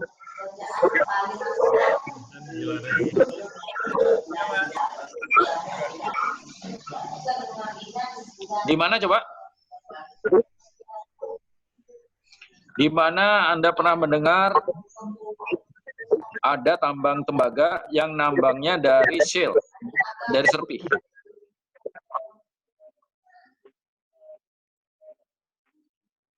Halo? Belum pernah dengar, Pak. Belum pernah dengar. Belum pernah? Oke. Ada lulusan Jerman? Yang lulusan Jerman mungkin tahu? Ada?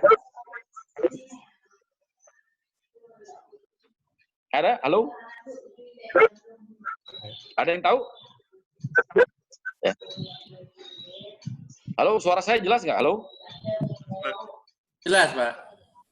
Jelas, oke. Jadi ada memang endapan ya, namanya copper shale. Dan ternyata di Jerman itu sangat dikenal, ya, namanya Kupferschiefer. Kupfer, ya, Kupfer itu CU, ya, tembaga, Kupfer. Jadi Kupfer, tulisannya Kupfer, Kupferschiefer. Schiefer itu shale, ya, Schiefer itu shale, ya. Jadi Kupferschiefer. Nah, itu berada di Jerman Utara, di tengah ya, agak ke tengah. Itu mulai dari Jerman sampai dia ke penyeberang, sampai ke Inggris di situ. Itu ada cekungan besar, ya, cekungan yang merupakan tambang tembaga pada zaman-zaman Renaissance, pada zaman-zaman tahun 1800-an itu, ya. Nah, itu copper shale itu betul-betul si tembaga itu berlapis dengan serpih. Betul-betul berlapis dengan serpih. Ya. Tidak ada hubungannya dengan porphyry copper, ya. Tidak ada hubungannya dengan porphyry copper, tidak ada hubungannya dengan dengan hydrothermal secara langsung. Ya. Tapi memang dalam hal ini itu ada kayak semacam vein, ya, kayak semacam kayak semacam sobekan, rekahan di bawah laut dalam tuh, ya, laut dalam, ya, di mana shale itu diendapkan. Dan laut dalam itu ketika ada vein gitu, itu menghasilkan tembaga. Dan tembaganya itulah selang-seling dengan shale, dengan serpih, ya. Jadi itu betul-betul sedimen hosted murni, ya. Magmanya belum diketahui dari mana, sangat jauh, tapi jelas di situ memang ada hydrothermal, tapi triggernya belum diketahui secara jelas. Tapi ada itu endapan shale itu. Jadi copper shale itu ada, ya, copper shale itu ada. Nah, itu tadi itu copper shale. Pernah nggak mendengar ada copper tapi di sandstone? Halo? Ada tembaga, mineralisasi tembaga, tapi di sandstone, di batu pasir. Halo? Halo, Assalamualaikum. Iya, Pak, dengar. Dengar. Masih pernah nggak ada info itu? Belum, Pak. Pernah? Belum. Ada ya? Belum. Jadi sandstone copper ada, sedimen hosted copper itu ada di Afrika itu. Saya lupa nama tempatnya ya. Itu ada tempatnya di Afrika. Itu betul-betul. Satu juga ada juga copper yang katakan berasosiasi dengan tuf. Ya. Itu ada berasosiasi dengan tuf. Itu di Greenstone Belt ya, di Afrika juga. Ya. Ya. Jadi kalau Anda perhatikan sedimen yang ada di sini, ya, bukannya tidak mungkin adanya sedimen hosted. Ya. Yang sekarang tuh kita hanya terfokus pada epithermal, lagi-lagi pada porphyry copper. Hanya 2. Sedangkan pilihan kita tuh cukup banyak. Ya. Pilihan kita tuh cukup banyak. Ya. Jadi kalau kita tidak mengembangkan, kita hanya berkutat pada epithermal, berkutat pada porphyry copper, ya, maka ini bisa terlupakan. Ya, gitu. Nah, kita lihat yang lain, ya, Aceh. Ya, kita lihat yang lain. Ya. Nah,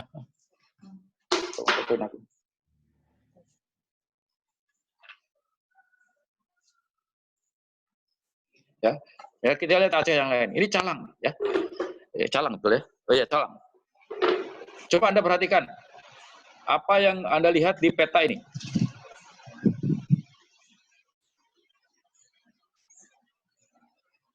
Apa yang Anda lihat peta ini? Halo? Batolit, Pak. Batolit. Sebesar ini batolit ini. Betul-betul. Ya, bagus sekali. Batolit ini. Ya, lainnya apa? Batuan-batuan metasedimen. Ya, kalau dari situ. Dari situ. Ya. Kalau Anda perhatikan, ini juga Anda perhatikan. Ya. Ini batolit sebesar ini ya. Kemudian dia katakanlah merobek batuan sedimen yang katakanlah yang lebih tua di sini. Ini sangat terkenal. Ini ada yang namanya Woyla Group ya. Umurnya katakanlah permokarbon ya. Ya. Kemudian ini intrusinya katakanlah bisa juga perm ya. Dia bisa juga apa kalau nggak salah ya dia masih Mesozoikum ya ini. Ya. Ini luar biasa ya. Coba Anda perhatikan semuanya dekat laut. Ya. Berarti apa? Dari segi evolusi bisa jadi dulunya itu dia merapat ke laut. Ya bisa jadi sebagian dari ini ada yang katakanlah sobek di laut dan itu akan menghasilkan mineralisasi. Nah, ini ya. Di Calang bisa perhatikan kalau di intrusinya sendiri berhadapan dengan batuan ke sampingnya, mungkin ada granite gration, ada VMS juga, ada pegmatit, ada organic core juga bisa. Di sedimennya sama, ya kita akan mendapatkan placer, ya. Kemudian ada sedimen hoster juga bisa. Ya, hanya Anda bisa perhatikan, dia mulai dari Mesozoikum, ini ada sebentar, ya, early Mesozoikum, ya. Ini ada yang namanya Woyla Group ini. Ini sangat terkenal. Ini sangat menarik perhatian dunia nih, ya. Ini Cameron dan kawan-kawan pada tahun 80 itu menghasilkan paper yang sangat terkenal. Ya tahun 80, papernya ada di IPA, Anda bisa cari referensinya. Itu bagaimana menguak sejarah Mesozoikum Aceh dan Sumatera Utara. Ya, itu mulai dari ini, ya. Anda percaya nggak bahwa di Woyla ini ada pernah terjadi zaman es ya, dan tertinggal di sini. Ini yang kita sebut sebagai tilit ada di sini. Jadi ini sangat menantang buat geologis muda yang ada di Aceh, di Unsyah. Mohon ya jangan lupa kembangkan ini. Ini sangat menarik. Ya. Nah ini, apalagi nih lembar Takengon. Wah ini, coba Anda perhatikan.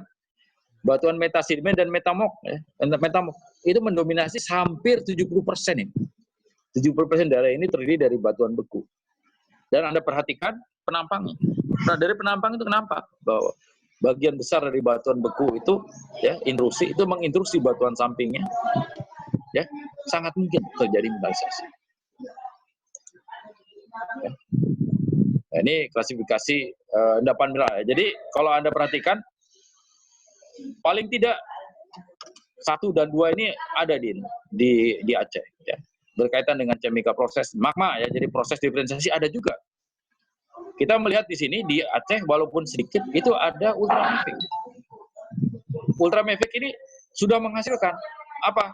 Ternyata dia sudah menghasilkan nagan raya jet nephrite. Dia sudah menghasilkan nephrite. Ya.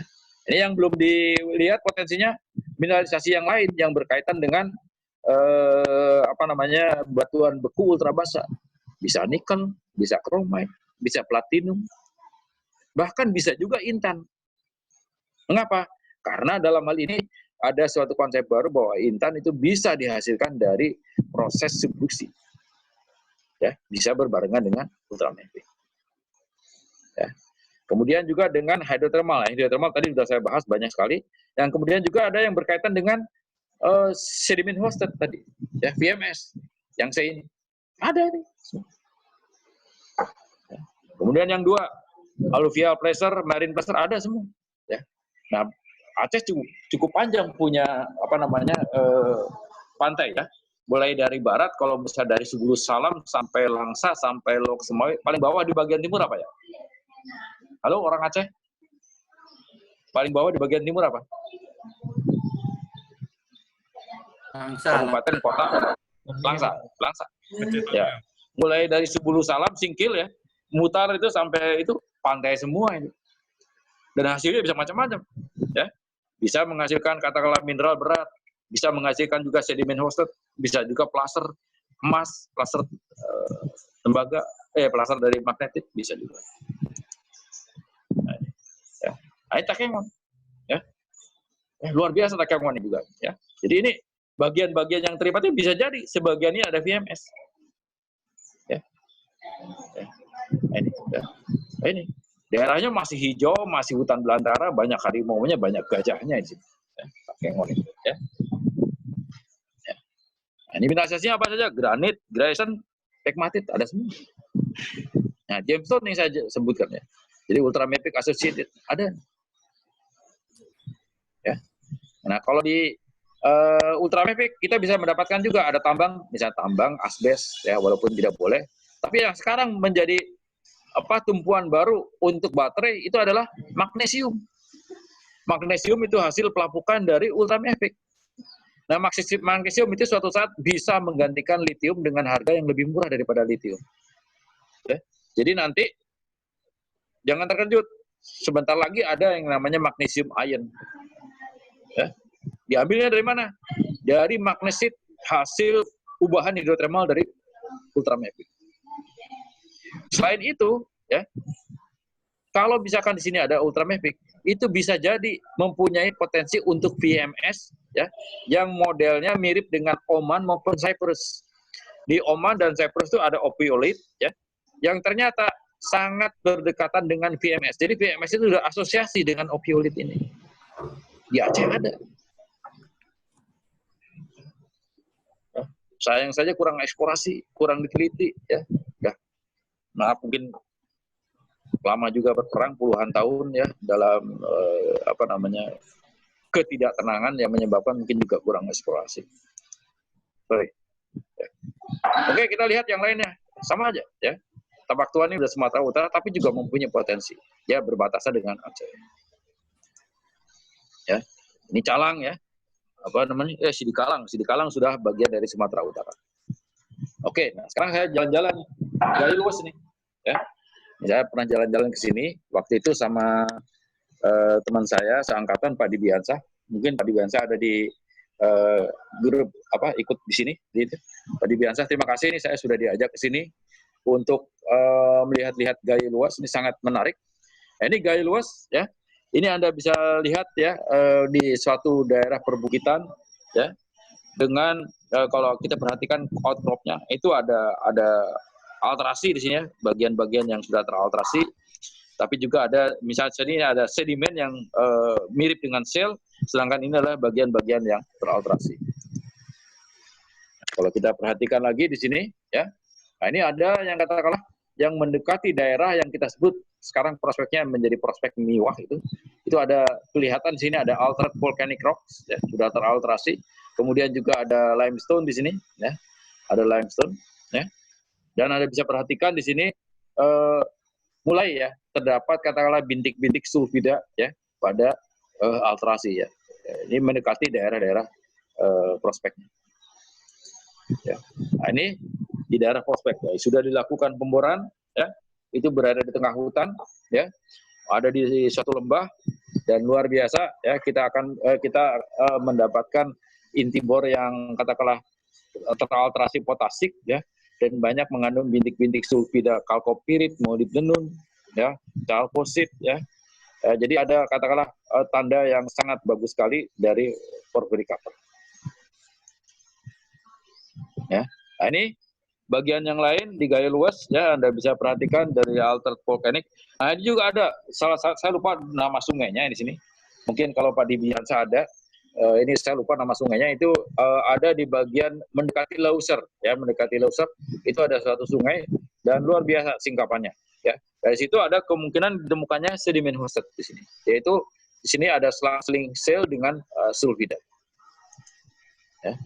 Ini yang jelas di sini ya. Di sini ada katakanlah ada black shale-nya ya.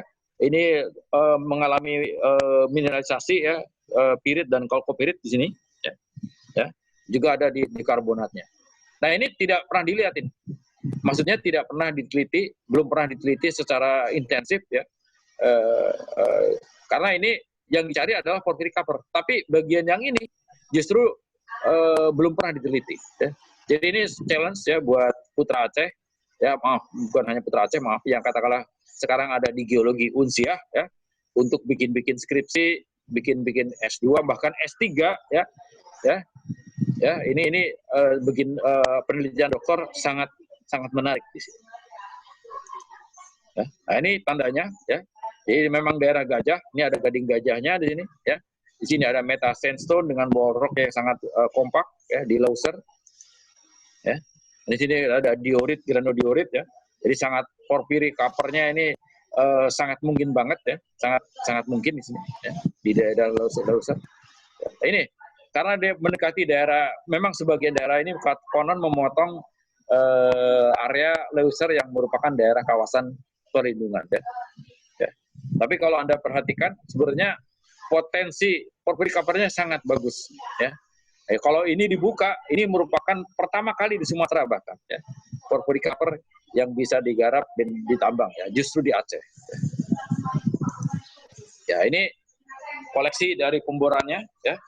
Saya lupa ada danau kecil di situ di daerah-daerah Gaya Luas, ya. Dan kebetulan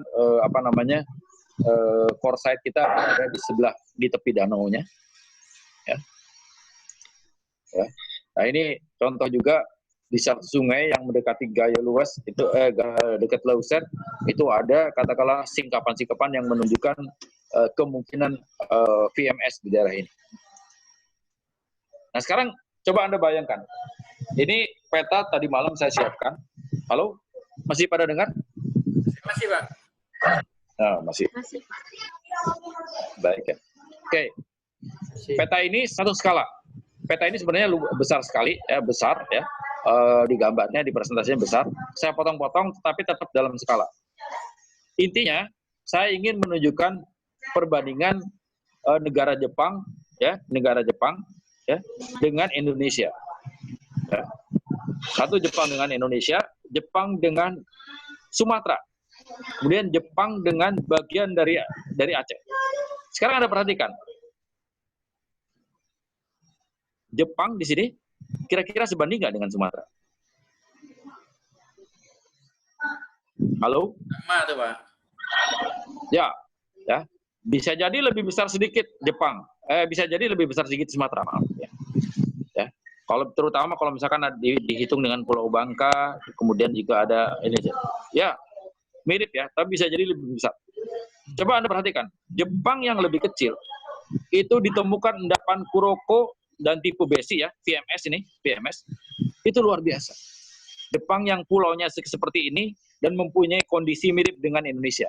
Gunung apinya banyak, gempa bumi juga sering terjadi, mirip dengan di Aceh. Ya, 2011 di Tokyo, 2004 sebelumnya di Aceh, sama sebenarnya. Tapi luar biasa. Di sini, ya, pertama kali dijadikan model, yaitu didapatkannya VMS dengan nama tipe Kuroko. Kuroko itu tidak lain adalah satu distrik, ya, satu distrik di sini, di Kosaka, ya, di Kosaka namanya, ya, satu distrik di Kosaka, ya, yang ternyata menghasilkan dua endapan. Yang satu epithermal yang ada di bagian tengah gunung apinya, kemudian sedimennya berupa katakanlah sedimen hostetnya yang tadi itu, yaitu selang-seling sulfida masif, kakopirit, galena, zinc, ya, dengan shell. Ini Kuroko di sini. Ya. Jadi kalau Jepang saja sekecil ini, ya, sudah banyak ditemukan endapan Kuroko, ya, di sepanjang Jepang ini, ya. Di Eropa banyak sekali endapan Kuroko, di Jepang, di Kanada juga banyak, ya. Di Afrika juga sudah banyak ditemukan. Sekarang coba bandingkan dengan Sumatera yang belum sama sekali ditemukan adanya endapan VMS kecuali di Dairi. Dairi itu di selatan Medan, ya, di Sibolga di sini. Ya. Dairi itu ditemukan adanya VMS, ya, yang menghasilkan PBZN berlapis dengan sel. Ya. Ya. Tantangan ini. Ya. Jadi bagaimana sebenarnya Jepang yang kecil aja udah banyak, ya. Ini belum ada. Di Indonesia belum ada VMS yang katakanlah berarti. Ya. Ya baru saya dengar ada di Wetar, kalau tidak salah. Di Wetar ada. Ya, di Wetar itu. Ini, ya, tantangan kita. Ya. Ya, ini kalau kita perhatikan, sejarah geologi Aceh, geologi Sumatera, ya, yang berkaitan dengan Mesozoik Woyla. Ya, Mesozoik Woyla. Ya. Ini saat ini adalah kontinental ininya seperti ini. Ya, dia katakanlah menempel di sini. Pada awalnya seperti ini. Kita akan lihat ya nanti ini. Nah, ini contoh peta geologinya Woyla Group ini, ya Woyla Group ini. Ini mempunyai peran. Anda perhatikan, Woyla Group di Sumatera, terbesar di Aceh. Ini isinya apa? Metasedimen, ya, yang bisa jadi dia terkait dengan vulkanisme di bawah laut. Bisa jadi. Ya, inilah ini kecil lain. Di Aceh besar sekali. Ya. Banda Aceh lihat nih, ya, di Banda Aceh besar sekali. Ya. Nah ini contohnya, ya. Nah kalau Anda perhatikan ya di bagian ini, ya di bagian bola ini Ngalau Ocean Accredited Woyla ini, ya. Lihat nih, ya. Jadi ketika Woyla ini terjadi, itu sudah ada vulkanisme, ya. Ini gambarnya terlalu sederhana, tapi kalau misalkan terjadi vulkanisme, bisa sangat mungkin. Di sini ada rekahan-rekahan ya yang memungkinkan saat itu terjadi proses katakanlah vulkanisme tapi di bawah laut dan bersamaan dengan proses sedimentasi. Ya, ini paper salah satunya ditulis oleh rekan saya Alven ya, yang ada di Departemen Geologi kita, Departemen Geologi ITB. Ini. Nah, Anda bisa perhatikan awalnya dari mana? Woyla asalnya di sini. 130 juta tahun yang lalu. Anda bisa bayangkan perjalanan dari sini. Ya, dia perjalanan sini udah penuh tektonik, ya, magmatisme, sedimentasi, ya, sampai dia docking di sini sekitar 95 juta tahun yang lalu. Jadi artinya apa? Mesozoik ini mempunyai arti yang sangat penting di Aceh ini, terutama untuk mineralisasi. Ya, ya. Jadi bagaimana Woyla itu merapat? Ya. Nah ini, sekarang hasilnya. Ini saya baru dapat sekitar 1 bulan yang lalu dari teman yang memang merupakan pebisnis entrepreneur dalam Batu Mulia, Pak Sujatmiko, alumni geologi tahun 60-an. Ya. Nah ini nefrit jahit dari Nagan Raya dan Takengon. Nah ini tidak lain apa? Dihasilkan associated dengan ultramefik. Bisa dari skarn, ya. Ya, bisa juga umumnya adalah metamorfik, ya, metamorfik. Nefrit sangat indah. Ini kalau Anda perhatikan ini polesannya ini adalah di sayatan tipisnya. Nah sekarang kita perhatikan, ini ada paper terbaru bagus dari Susanto dan Profesor Emi Suparka. Ya. Ini Anda bisa perhatikan. Ya. Nah, ini ada di daerah namanya Gentet, ya. Maaf kalau saya salah menyebutnya, saya nggak terlalu paham dengan ini vokalnya Aceh. Apa namanya, Gentet? Apa Gentet? Halo? Ada orang Aceh? Gentet ya? Apa? Gentet. Coba yang keras. Gentet. Apa? Gentet. Gentet. Ya, oke, Ya. Gentet ya. Ya. Saya harus hati-hati karena ada mirip-mirip tapi kotor itu nanti. Ya. Gentet. Oke, ya. Nah, ini ada yang katakanlah di sini ada yang katakanlah tertiary supergroup di sini. Ya.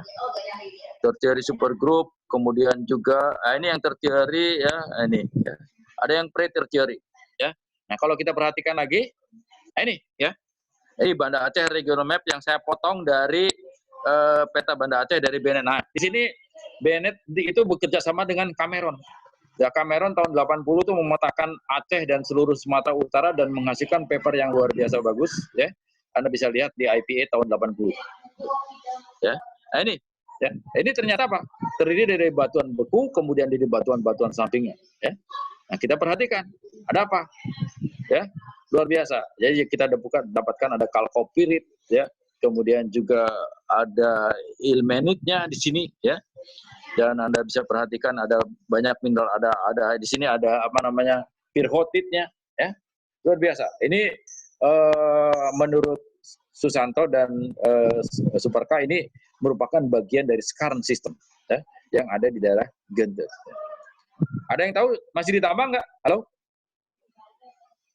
Ada yang tahu apakah daerah ini ditambang atau tidak? Sudah enggak, Pak? Sudah enggak, tapi pernah ditambang? Bagian biji besinya pernah. Bagian biji besinya, ya.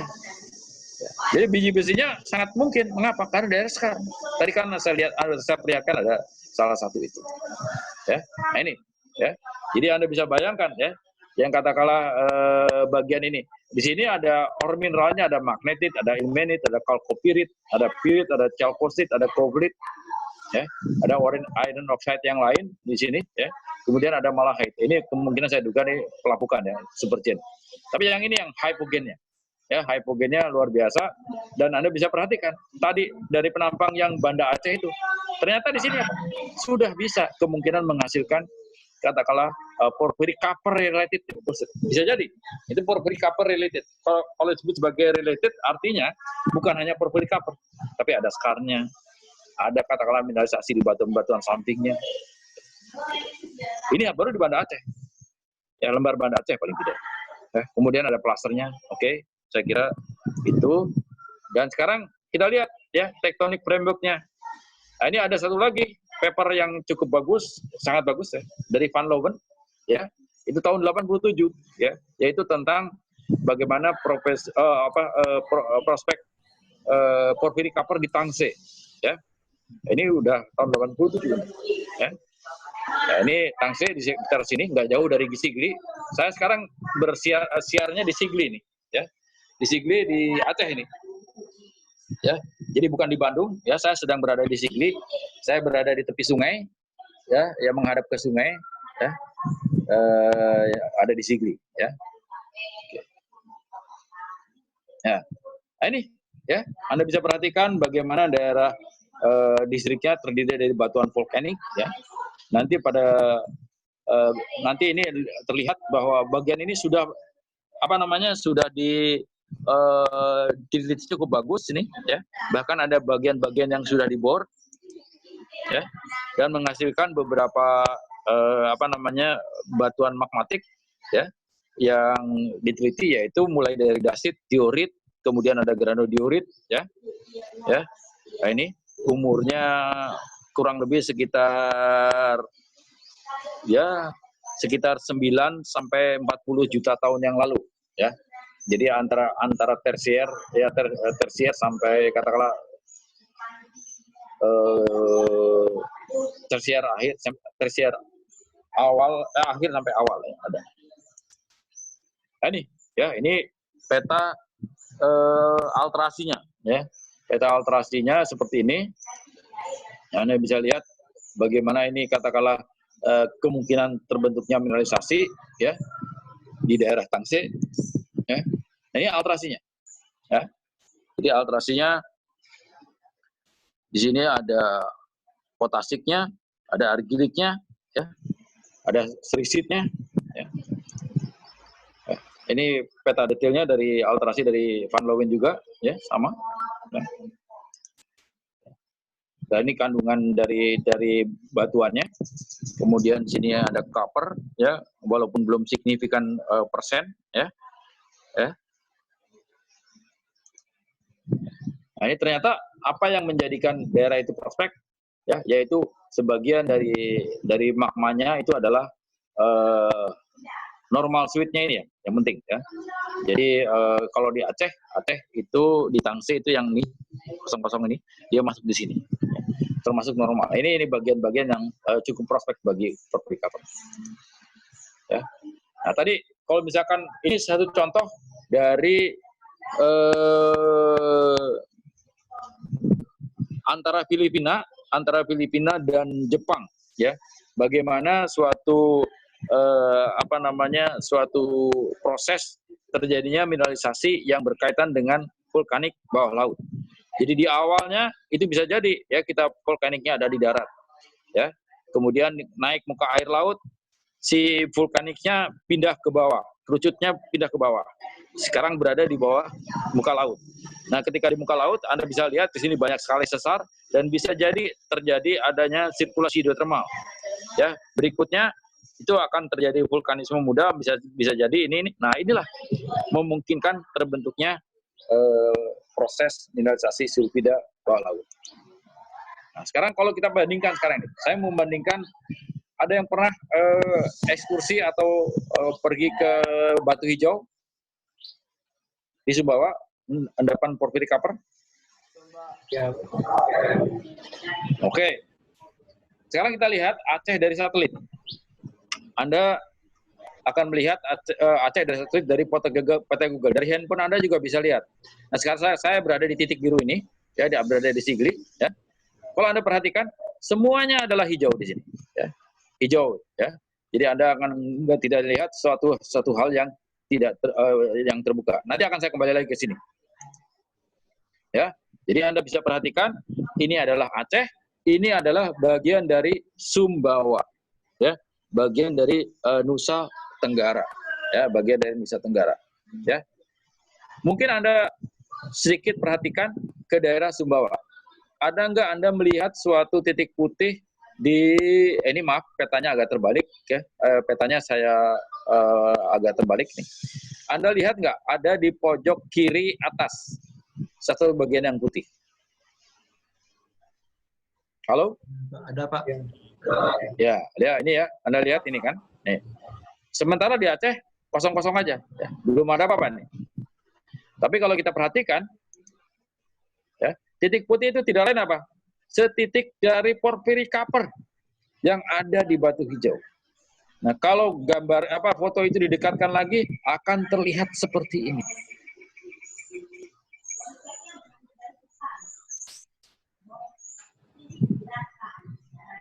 Apa artinya? Kalau Aceh punya porphyry copper,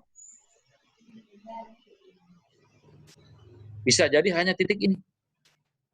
Pertama kali di Aceh, pertama kali di Sumatera. Ya, lainnya masih hijau. Ya. Jadi agak naif juga, kalau maaf ya, saya bukan bertentangan dengan lingkungan, agak naif juga. Kalau tadinya di sini ada eksplorasi yang ada di Miwah, ya kemudian terhenti ya gara-gara di sini ada hutan lindung. Padahal yang dibuka cuma segini. Halo, kopi semuanya? Halo. Ya, Pak. Ya, Anda perhatikan nggak? Ya, Pak. Ya. Coba Anda perhatikan, ya. Tadi yang dibuka ketika Sumbawa yang ada di bawah itu segini, kecil sekali. Ini udah saya besarkan karena saya tidak sanggup lagi bikin titik yang lebih kecil dari ini. Ini adalah bagian dari yang tadi ada di Gaya Luas yang sekarang dihentikan. Kalau dibuka segini dari atas, lainnya masih hijau ini, masih hutan ini. Ada 1% dari luas hutan Aceh? Nggak ada. Ya, ada 1% nggak? Ya. Tidak ada 1% pun. Ya, kalau misalkan ini jadi dibuka. Ya. Ini satu daerah yang luar biasa ya, yang nanti bisa memicu ya bagian-bagian lain juga katakanlah mempunyai prospek yang lain. Ya. Ini luar biasa. Ya. Nah ini. Ya. Mau nggak Aceh punya porphyry copper seperti ini? Ya. Ya. Nah, itulah tugas kalian nanti generasi muda. Oke? Saya kira untuk sementara itu dulu. Silahkan kalau ada yang mau diskusi. Oke, silakan bagi rekan-rekan yang ingin bertanya. Pak Andri bisa melihat chatnya, gitu mungkin di situ ada dari teman-teman. Chatnya ya. Oke. Oke, ini saya harus mulai dari mana dulu ya? Bisa scroll ke atas Pak mungkin. Ke atas ya. Yang terakhir. Ya. Oke. Ya. Di Sumbawa ada potensi dari Toshiba. Toshiba ini siapa nih? Halo? Pak Budi, Pak. Pak Budiman. Oh, Pak Budiman dari mana? Dari Pak SDM Sumbawa, Provinsi. Oh, ya oke. Ya. Di Sumbawa ada potensi baru tambang emas, yaitu di lokasi Kabupaten Dompu. Di sana ada Gunung Api Tambora di selatan dan desa Huu, terdapat panas bumi. Tapi lokasi ini juga terdapat potensi emas baru yang berkembang, alterasi argilik, ya, dengan suhu 90 derajat Celcius. Bagaimana dengan kejadian ini, Pak? Apakah bisa dilakukan pemboran sekaligus bor geofisik dan bor geotermal atau terpisah? Kenapa kedapatannya secara spotted tidak luas? Oh ya, oke, bagus. Oke. Ya, baik. Yang namanya hidrotermal. Halo? Ya. Itu yang pengennya terpisah itu Pak pertanyaannya. Maaf, saya nggak dengar. Halo, gimana?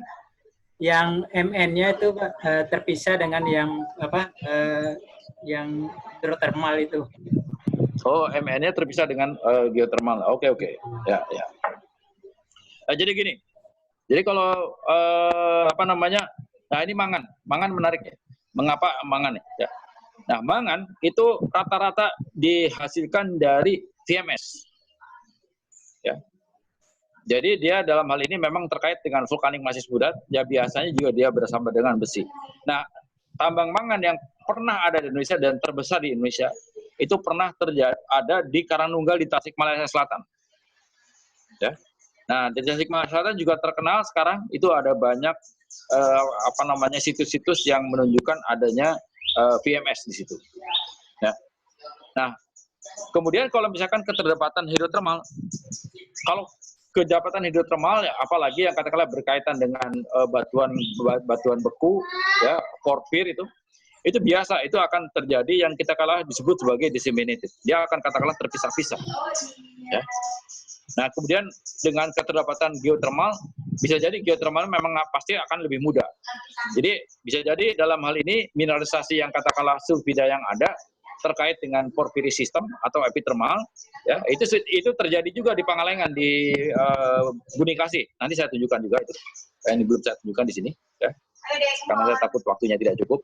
Jadi di Bunikasi di selatan Bandung itu ada tambang emas yang digali oleh masyarakat tradisional, tapi tidak jauh, kurang lebih sekitar 10 km ke arah timur itu ditemukan ada lapangan panas bumi. Ya. Jadi satu sistem apa namanya volkanik ya yang besar itu bisa jadi ya ada katakanlah multiphase intrusion yang menyebabkan satu ada yang katakanlah lebih tua sudah mengalami mineralisasi, satu lagi sedang mengalami fase geothermal. Itu, oke. Pertanyaan lainnya apa? Izin bertanya. Oh, udah tadi ya. Apa lagi di sini? Ada lagi. Mohon dibantu saya. Pertanyaan barunya yang mana ya?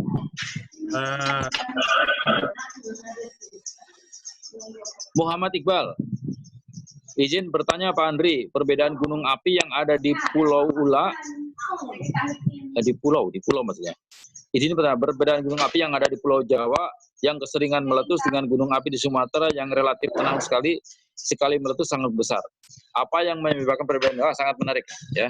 Dan apakah berpengaruh pada pembentukan mineral? Ya, oke. Mengapa di Gunung Jawa sering meletus? Ya, tapi kecil-kecil, sedikit-sedikit. Ya. Dan mengapa di Sumatera itu jarang meletus, tapi sekali meletus bisa bikin heboh se-Sumatera, ya. Nah, itu. Oke. Mengapa demikian? Itu tergantung pada magmanya, ya.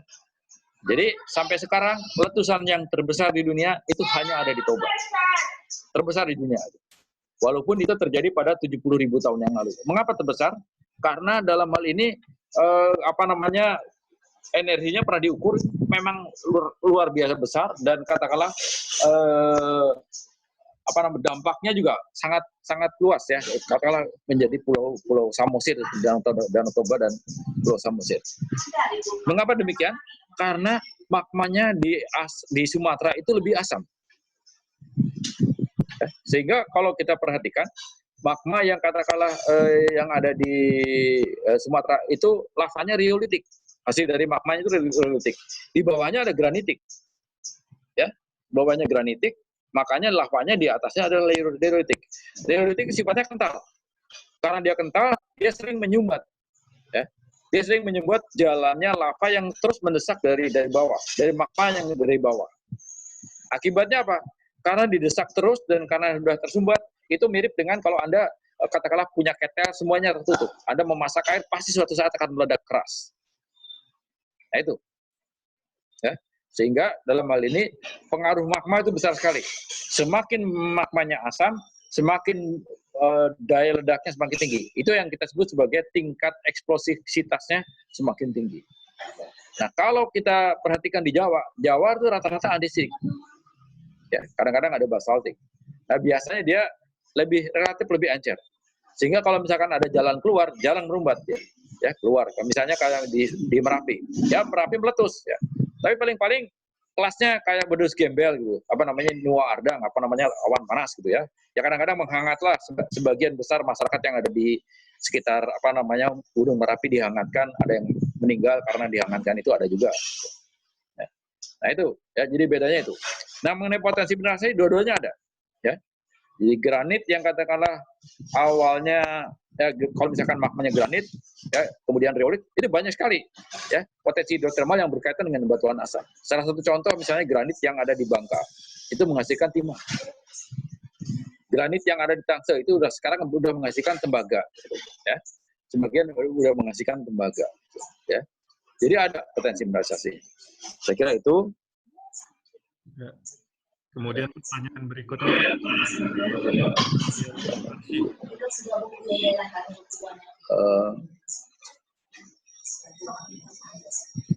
ini untuk Pak Nasri akan kita konfirmasikan lagi mengenai sertifikat UAS, nggak tahu nih urusan sertifikat. Ini 11.37 Pak. Ya, izin bertanya Pak, karakteristik batuan ultramafik di Aceh bagaimana Pak, dan apakah memungkinkan terjadinya pembentukan nikel? Nah, pembentukan nikel itu rada unik ya. Walaupun katakanlah di situ ada batuan ultramafik ya, ada batuan ultramafik, belum tentu mempunyai prospek sebagai nikel laterit. Nah, mengapa demikian? Nikel laterit itu dibentuk oleh pelapukan. Jadi batuan ultramafik pelapuk ya. Nah, itu umumnya adalah batuan peridotit ya. Batuan peridotit yang banyak mengandung olivin. Nah, kalau lapuk dia akan bisa menghasilkan nikel laterit ya. Bisa memungkinkan mempunyai peluang nikel laterit yang bisa ditambang. Nah, walaupun demikian, batuan ultramafik itu banyak jenisnya. Ya. Ultramafik namanya ultramafik ya. Kalau mafiknya terdiri dari piroksen ya. Itu dia akan sama menghasilkan laterit, tapi dia tidak akan menghasilkan begitu bagus untuk nikel. Ya. Kemudian juga ada gabro, bisa juga ya kan kalau namanya kompleks violit ya, itu ada ultramafik, ada mafik. Bisa juga dia mengalami laterisasi, tapi kurang bagus bisa menghasilkan nikel. Yang paling bagus memang hanya peridotit dan dunit. Nah, namun demikian masih ada kendala lagi. Kendalanya itu adalah morfologi.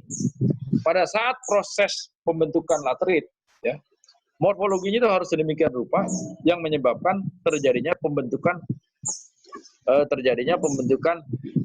lapisan yang tebal. Ya. Nah, lapisan yang tebal itu hanya bisa terjadi kalau daerahnya landai. Misalnya saja morfologinya landai, mirip dengan meja, ya, atau katakanlah miringnya tidak terlalu keras, atau lembah yang katakanlah mempunyai kelandaian yang besar. Nah, itu baru katakanlah bisa menghasilkan nikel laterit yang cukup bagus. Ya, kira-kira itu. Izin bertanya dari Emir. Yang tadi itu dari Hafid Arsy ya. Kemudian Emir Muhammad Almah ya. Almahdi. Izin bertanya, Bapak berapa tipe endapan yang muncul di daerah Aceh tersebut berupa sistem porfiri. Nah, sistem porfiri sistem itu bisa dikenali ya. Satu dengan pengamatan litologi di sebagian besar daerahnya, kemudian lihat di alterasinya, lihat juga di tektoniknya, dari strukturnya, dari struktur sesarnya, ya. Itu ada puluhan item ya yang bisa mendekatkan ke porfiri, ya. Tapi intinya porfiri kapar itu didukung oleh batuan yang sifatnya porfiri. Ada diorit porfir, ada granit porfir, ya, ada granodiorit porfir. Jadi artinya di situ walaupun granit, walaupun granodiorit, walaupun diorit mungkin membentuk tekstur porfirik karena proses hidrotermal. Nah, itu yang nantinya akan menjadi porfiri system. Oke, itu. Tama, izin bertanya, VMS itu dipengaruhi oleh tipe magma atau tidak? Ya, bisa. Nah, ini masih ada waktu nggak ya untuk diskusi? Halo? Sebentar lagi sudah. Tapi oke, gini aja, saya terangkan aja bahwa VMS itu bisa felsic, bisa silisik, ya, bisa mafic. Yang tadi yang Mevik udah pernah saya terangkan, yaitu yang berkaitan dengan oviolit. Ya, oviolit di Oman itu satu contoh. Oviolit di Oman dan mana di Cyprus itu menunjukkan VMS itu associated dengan batuan ultramafic. Nah, yang Kuroko itu dari batuan asam, rhyolitic. Ya, kalau itu yang di Kuroko di Jepang itu rhyolitic.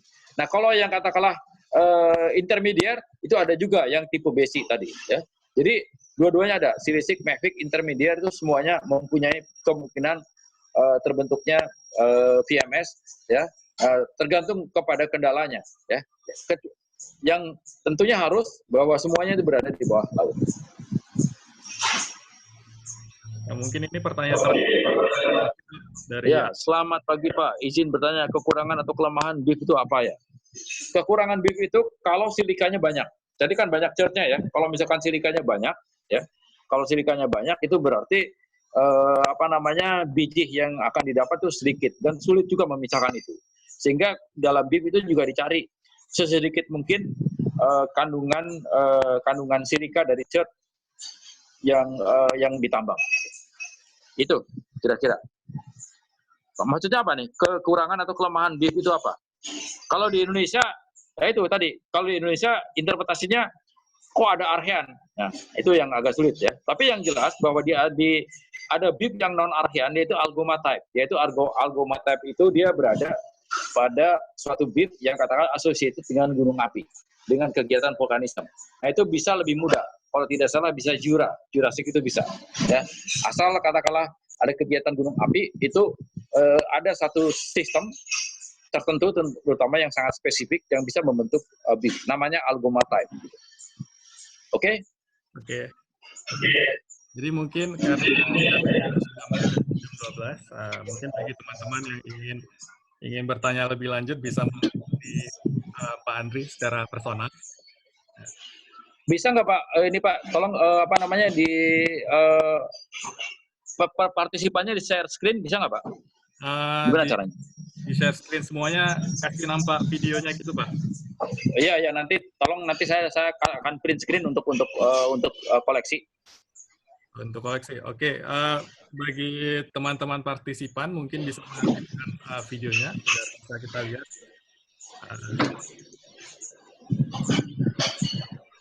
Partisipan. Oh, kalau sebentar video. Partisipan semuanya. Bisa semua? Nah, ini tolong Sangga kalau misalkan ada foto yang berkaitan dengan ini, dengan presentasi ini mohon dikirimkan ke saya. Oh, iya, Pak. Udah belum ya? Kalau belum bisa ya? Kenapa? Itu gimana caranya? Gimana caranya supaya bisa lihat semua orang nih? Bapak mungkin keluar dulu nih share screen-nya. Share screen keluar. Udah ya. Sebentar, gimana caranya nih? Nanti bisa saya share, Pak. Nanti kan videonya ini direkam, jadi bisa share lagi nanti. Dan mau foto semua peserta, Pak Sangga. Ya, nanti kan kita bisa crop nanti bagian yang ada tanpa semua pesertanya. Kalau bisa semua peserta bisa nggak? Dia muncul di layar. Nggak usah semuanya, tapi sebagian besar lah.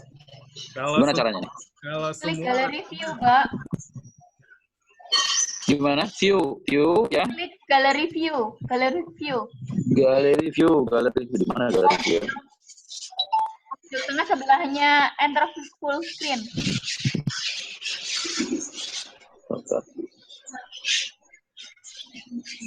Ada tanda full screen.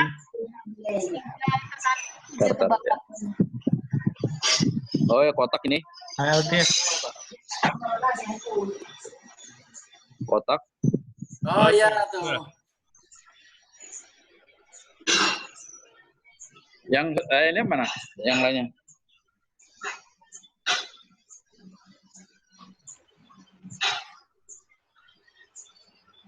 Bisa difoto nggak dengan salah satu slide saya?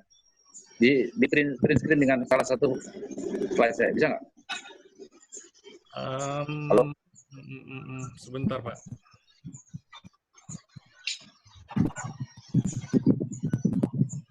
Kayaknya sih nggak bisa, Pak. Mungkin ada yang udah pengalaman gitu. Pak Bambang? Iya. Gimana caranya? Kalau yang share tadi langsung foto aja Pak, bisa Pak? Kalau galeri bisa dengan Oh, galerinya nggak ada di sini ya. Sebentar, manage. Sebentar, saya lagi nyari-nyari nih.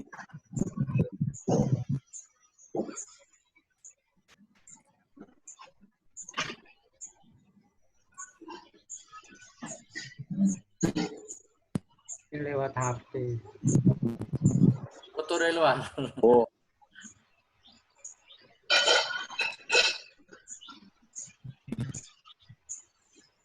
View option.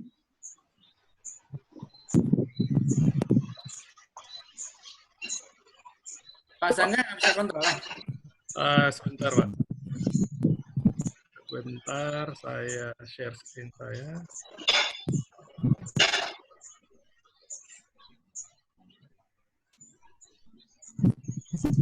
Untuk fotonya, Pak, untuk foto rame-rame tadi udah saya ambil.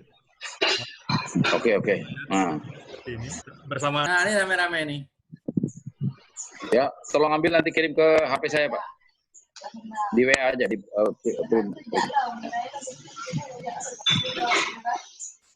Oke. Masih ada pertanyaan? Silakan, mumpung masih on. Pakai ini aja, lisan aja. Jangan pakai. Ada Pak Andre, saya Godang. Pak Godang, halo, apa kabar? Baik, gimana kabarnya Pak? Ini begini, di Aceh itu kan ada pegmatik granit. Ya. Yang neliti di sana siapa Pak ya? Karakteristik pegmatik granitnya. Ada nggak saya dapat? Saya baru meneliti itu daerah RE-nya itu pegmatitnya di daerah Sibolga. Kalau yang di Aceh saya kurang tahu ya, tapi yang jelas itu hanya ada dari teman dari geologi. Tadi yang ada di itu Pak Arief itu yang berkaitan dengan sekarang saja. Tapi kalau menurut saya itu potensinya luar biasa Pak. Kalau Anda melihat yang di Calang itu granitnya begitu besar ya. Dan pantai yang pernah terkena gelombang tsunami di sepanjang pantai barat mulai dari Melabuh itu endapannya itu adalah endapan pasir kuarsa yang disertai adanya zirkon dan monasit. Nah itu yang perlu diteliti Pak. Saya belum tahu siapa yang meneliti di situ. Oh. Sangat menarik itu Pak. Itu Pak Godang. Paper internasional tentang pegmatik granit sana belum ada yang teliti ya? Belum. Jadi kalau misalkan Anda melihat papernya yang terkini itu yang tahun 2005 itu hanya dari Barber. Barber itu ada geologi dari Sumatera ya. Itu salah satu papernya yang katakanlah terkait. Nah di situ ada mineralisasi tapi secara eksplisit REE itu belum pernah dibahas Pak. Oh, nanti saya japri aja Pak ya, minta papernya Pak. Makasih. Ya, baik. Oke. Andri, terima kasih. Kemarin tadi jumpa juga itu ya, apa namanya, yang seal ya, black seal ya. Iya, black seal ya. Kenapa? Kalau kami studi dengan GDA, itu kan yang kami cari untuk sebagai source rock dari salah satu source rock untuk meteorologi sistem di kawasan Aceh Timur kan? Itu bukan Aceh Timur Pak, itu Aceh Barat Pak. Itulah, kami kan Pak Andang Bahtiar kan mengusulkan kajian. Oh iya. Metode itu kan artinya lebih dalam lagi. Iya, betul. Ya, bisa. Itu bisa juga Pak, berkaitan dengan hidrokarbon. Bisa, itu Pak. Ya, bisa mungkin itu Pak. Ya, jadi hidrokarbon katakanlah yang kebetulan memang sebagian jadi trap hidrokarbon, bisa juga sebagian mineralisasi. Bisa. Yang black seal itu di formasi Klut juga Pak ya? Di Kluet ya, di Kluet dan di Woyla Group, di Tapanuli Group ya, Kluet ya, betul Pak, betul ya. Kalau saya lihat dapatnya itu di Sitahuis di Sibolga, itu ada black seal yang associated dengan ya sedikitnya ada mineralisasi sulfidanya ada itu. Ya. Oke, mungkin kita tutup aja ini kuliah kita hari ini. Sudah 3 jam soalnya. Oke. Ya silakan kalau ada yang mau Ya, kalau seandainya ada pertanyaan lagi bisa langsung japri aja ke Pak Andri. Ya, japri aja ke saya, ya. Oke. Ya, via email maupun HP bisa juga. Ya. Sampai kapan di Sigli, Pak? Ya. Sampai kapan di Sigli? Sampai akhir Mei. Ya, jadi saya pengen juga Pak ketemu sama teman-teman di Unsia ini. Saya pengen, kalau ada waktu saya pengen juga ke sana gitu. Ya Pak, ditunggu. Kalau bisa. Ya. Ya. Jadi kalau saya juga. Jadi kita simpulkan aja di kuliah kita hari ini. Pak. Tadi bagus sekali pemaparan dari Pak Andri, mulai dari konsep sistem hidrotermal, kemudian mengkaitkannya dengan VMS, kemudian juga dengan keterlibatan dari BNI di dalam sport, dan kemudian Pak Andri juga sampai secara detail memperlihatkan cross section serta potensi-potensinya. Jadi kalau kita ngelihat dari beberapa tadi ada yang Pak Andri katakan, kami bisa melakukan riset mungkin untuk batuan yang berumur paleozoikum, kemudian juga untuk perilaku mungkin harus dilakukan riset yang intensif ke depannya untuk mengerti bagaimana geologi. Boleh minta waktu sebentar? Ini ada Pak Joni dari Pemda IAG Aceh, mungkin bisa ngasih komentar, sama Pak Hafiz yang dari BPMA mungkin juga minta komentar sedikit aja Pak. Oke, silakan Pak Joni dan Pak Hafiz. Mungkin setelah itu langsung kita tutup ya. Ya, silakan. Ya. Terima kasih Pak Andri. Assalamualaikum warahmatullahi wabarakatuh. Waalaikumsalam warahmatullahi wabarakatuh. Luar biasa, menarik sekali paparannya. Kebetulan saya juga ketika belum PNS dulu sempat di Miwah dan sempat di lokasi Gunung Miwah yang Bapak sebutkan tadi. Mungkin saya akan komentar lebih umum terkait dengan diskusi tadi. Mungkin nggak kita punya satu lokasi porfiri yang seperti Pak sebutkan tadi. Ini memang challenge kita Pak di Aceh. Karena begini ceritanya, sepertinya kita yang geologis ini kampanyenya masih di bawah dari kampanye teman-teman yang di aspek lingkungan hidup, walaupun saya saat ini berdinas di lingkungan hidup. Ini yang harus terus kita kampanyekan Pak, bahwa penambangan yang kita lakukan, walaupun itu di kawasan lindung dan sebagainya, kita punya teknologi, punya pendekatan yang sifatnya ekologis untuk ini bisa kita lakukan.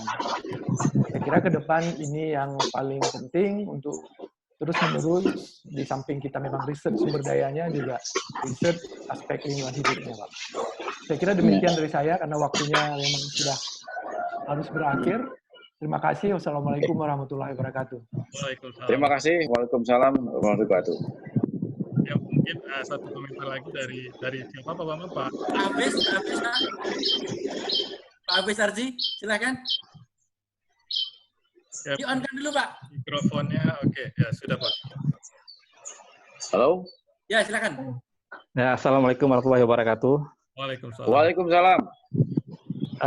Ya, terima kasih banyak Pak Andri atas paparannya mengenai potensi mineral di Aceh.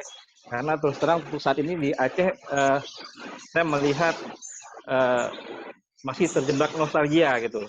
Kita memiliki discovery gas arun yang besar segala macam, jadi terjebak nostalgia akan hidrokarbon, sementara banyak sumber daya yang lain yang bisa dikembangkan selain hidrokarbon di Aceh.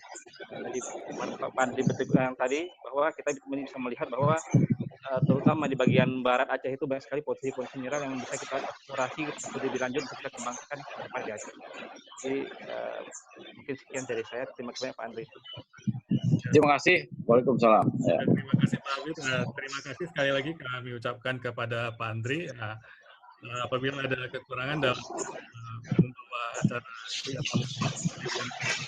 dan kami segenap dari staff dari Teknik Indonesia mengucapkan terima kasih dan semoga bagi yang menjalankan dan sampai jumpa lagi di kuliah tamu lainnya. Boleh silakan ke Pak Bambang. Pak Bambang bisa nutup, Pak Bambang. Baik. Terima kasih banyak Pak Andri atas waktunya. Mudah-mudahan membawa manfaat, karena banyak kali paparan tentang potensi terutama untuk mineralisasi di Aceh. Dan namun tidak bosan Pak ya untuk selalu seperti saran-saran dari Pak Joni tadi. Memang kita harus melakukan sedikit kampanye juga lah. Maksudnya ada potensi tidak gunakan untuk kemakmuran, ya sayang juga dibiarkan seperti itu. Jadi memang perlu usaha lebih keras dari kami sendiri mungkin ya, yang geologi ini untuk mengkampanyekan itu. Saya boleh Pak Bambang sebentar, saya gini, saya sharing pengalaman. Saya pernah meninjau tambang Newmont di Batu Hijau. Tambang Newmont Batu Hijau juga katakanlah berada di tengah hutan. Dan hutannya itu penuh binatang. Ada monyet, ada segala macam lah binatang yang ada di situ. Ternyata setelah Newmont melakukan operasi penambangan di situ, justru yang paling ketat terhadap perlindungan lingkungan tuh justru di wilayah Newmont. Jadi orang-orang pokoknya yang di daerah Newmont itu dilarang menembak burung, dilarang mengganggu binatang, justru mereka lindungi, Pak. Ya. Jadi ini ada salah persepsi ya. Disangkanya kita menambang tuh hanya merusak saja. Gitu. Ya padahal ini pesan dari saya. Padahal kalau tanpa barang tambang itu orang-orang yang protes tidak bisa naik motor. Ya tidak punya arloji karena semua arloji atau semuanya barang tambang, sampai baju aja barang tambang. Jadi kalau mereka protes ya silahkanlah buka baju OT-OT gitu ya, itu boleh itu tanpa barang tambang. Ya. Jadi kalau namanya tambang itu yang namanya nambang ya pasti dia akan membongkar. Ya. Tapi kan ada syaratnya.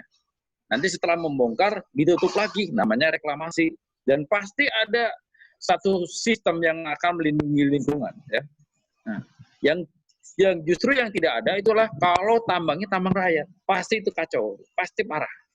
Jadi kalau dikuasai oleh swasta, oleh negara, insya Allah itu katakanlah bagus. Jadi nggak usah takut sebenarnya. Ya, tadi Anda bisa lihat bagaimana Newmont kalau dilihat dari atas itu semuanya masih hijau, setitik aja putih. Ya, jadi nggak ada 1%-nya. Kalau Aceh pun katakanlah dibongkar untuk itu tidak ada 1%-nya. Ya, jadi itu satu hal yang katakanlah maaf ya, mungkin kita perlu kerjasama memang dengan lingkungan. Ya, perlu diberikan wawasan bagaimana penambangan, bagaimana menjaga lingkungan ya dari pihak tambang terhadap lingkungan itu perlu. Oke, gitu. Segitu aja Pak. Terima kasih. Terima kasih banyak atas masukannya. Ya mudah-mudahan nanti akan ada kegiatan lanjutan sebenarnya dengan Pak Jadwal menyusul di kemudian hari, dan saya bagitahukan juga ke peserta-peserta. Terima kasih banyak atas partisipasi dari Bapak dan Ibu semuanya. Mungkin itu saja yang bisa sampaikan. Silakan. Sangat baik sekali kegiatan hari ini. Kita kembalikan ke Pak Sangga. Ya. Assalamualaikum warahmatullahi wabarakatuh. Waalaikumsalam. Terima kasih kepada semuanya dari kuliah kita hari ini. Lebih dan kurang Assalamualaikum warahmatullahi wabarakatuh. Waalaikumsalam. Waalaikumsalam warahmatullahi wabarakatuh.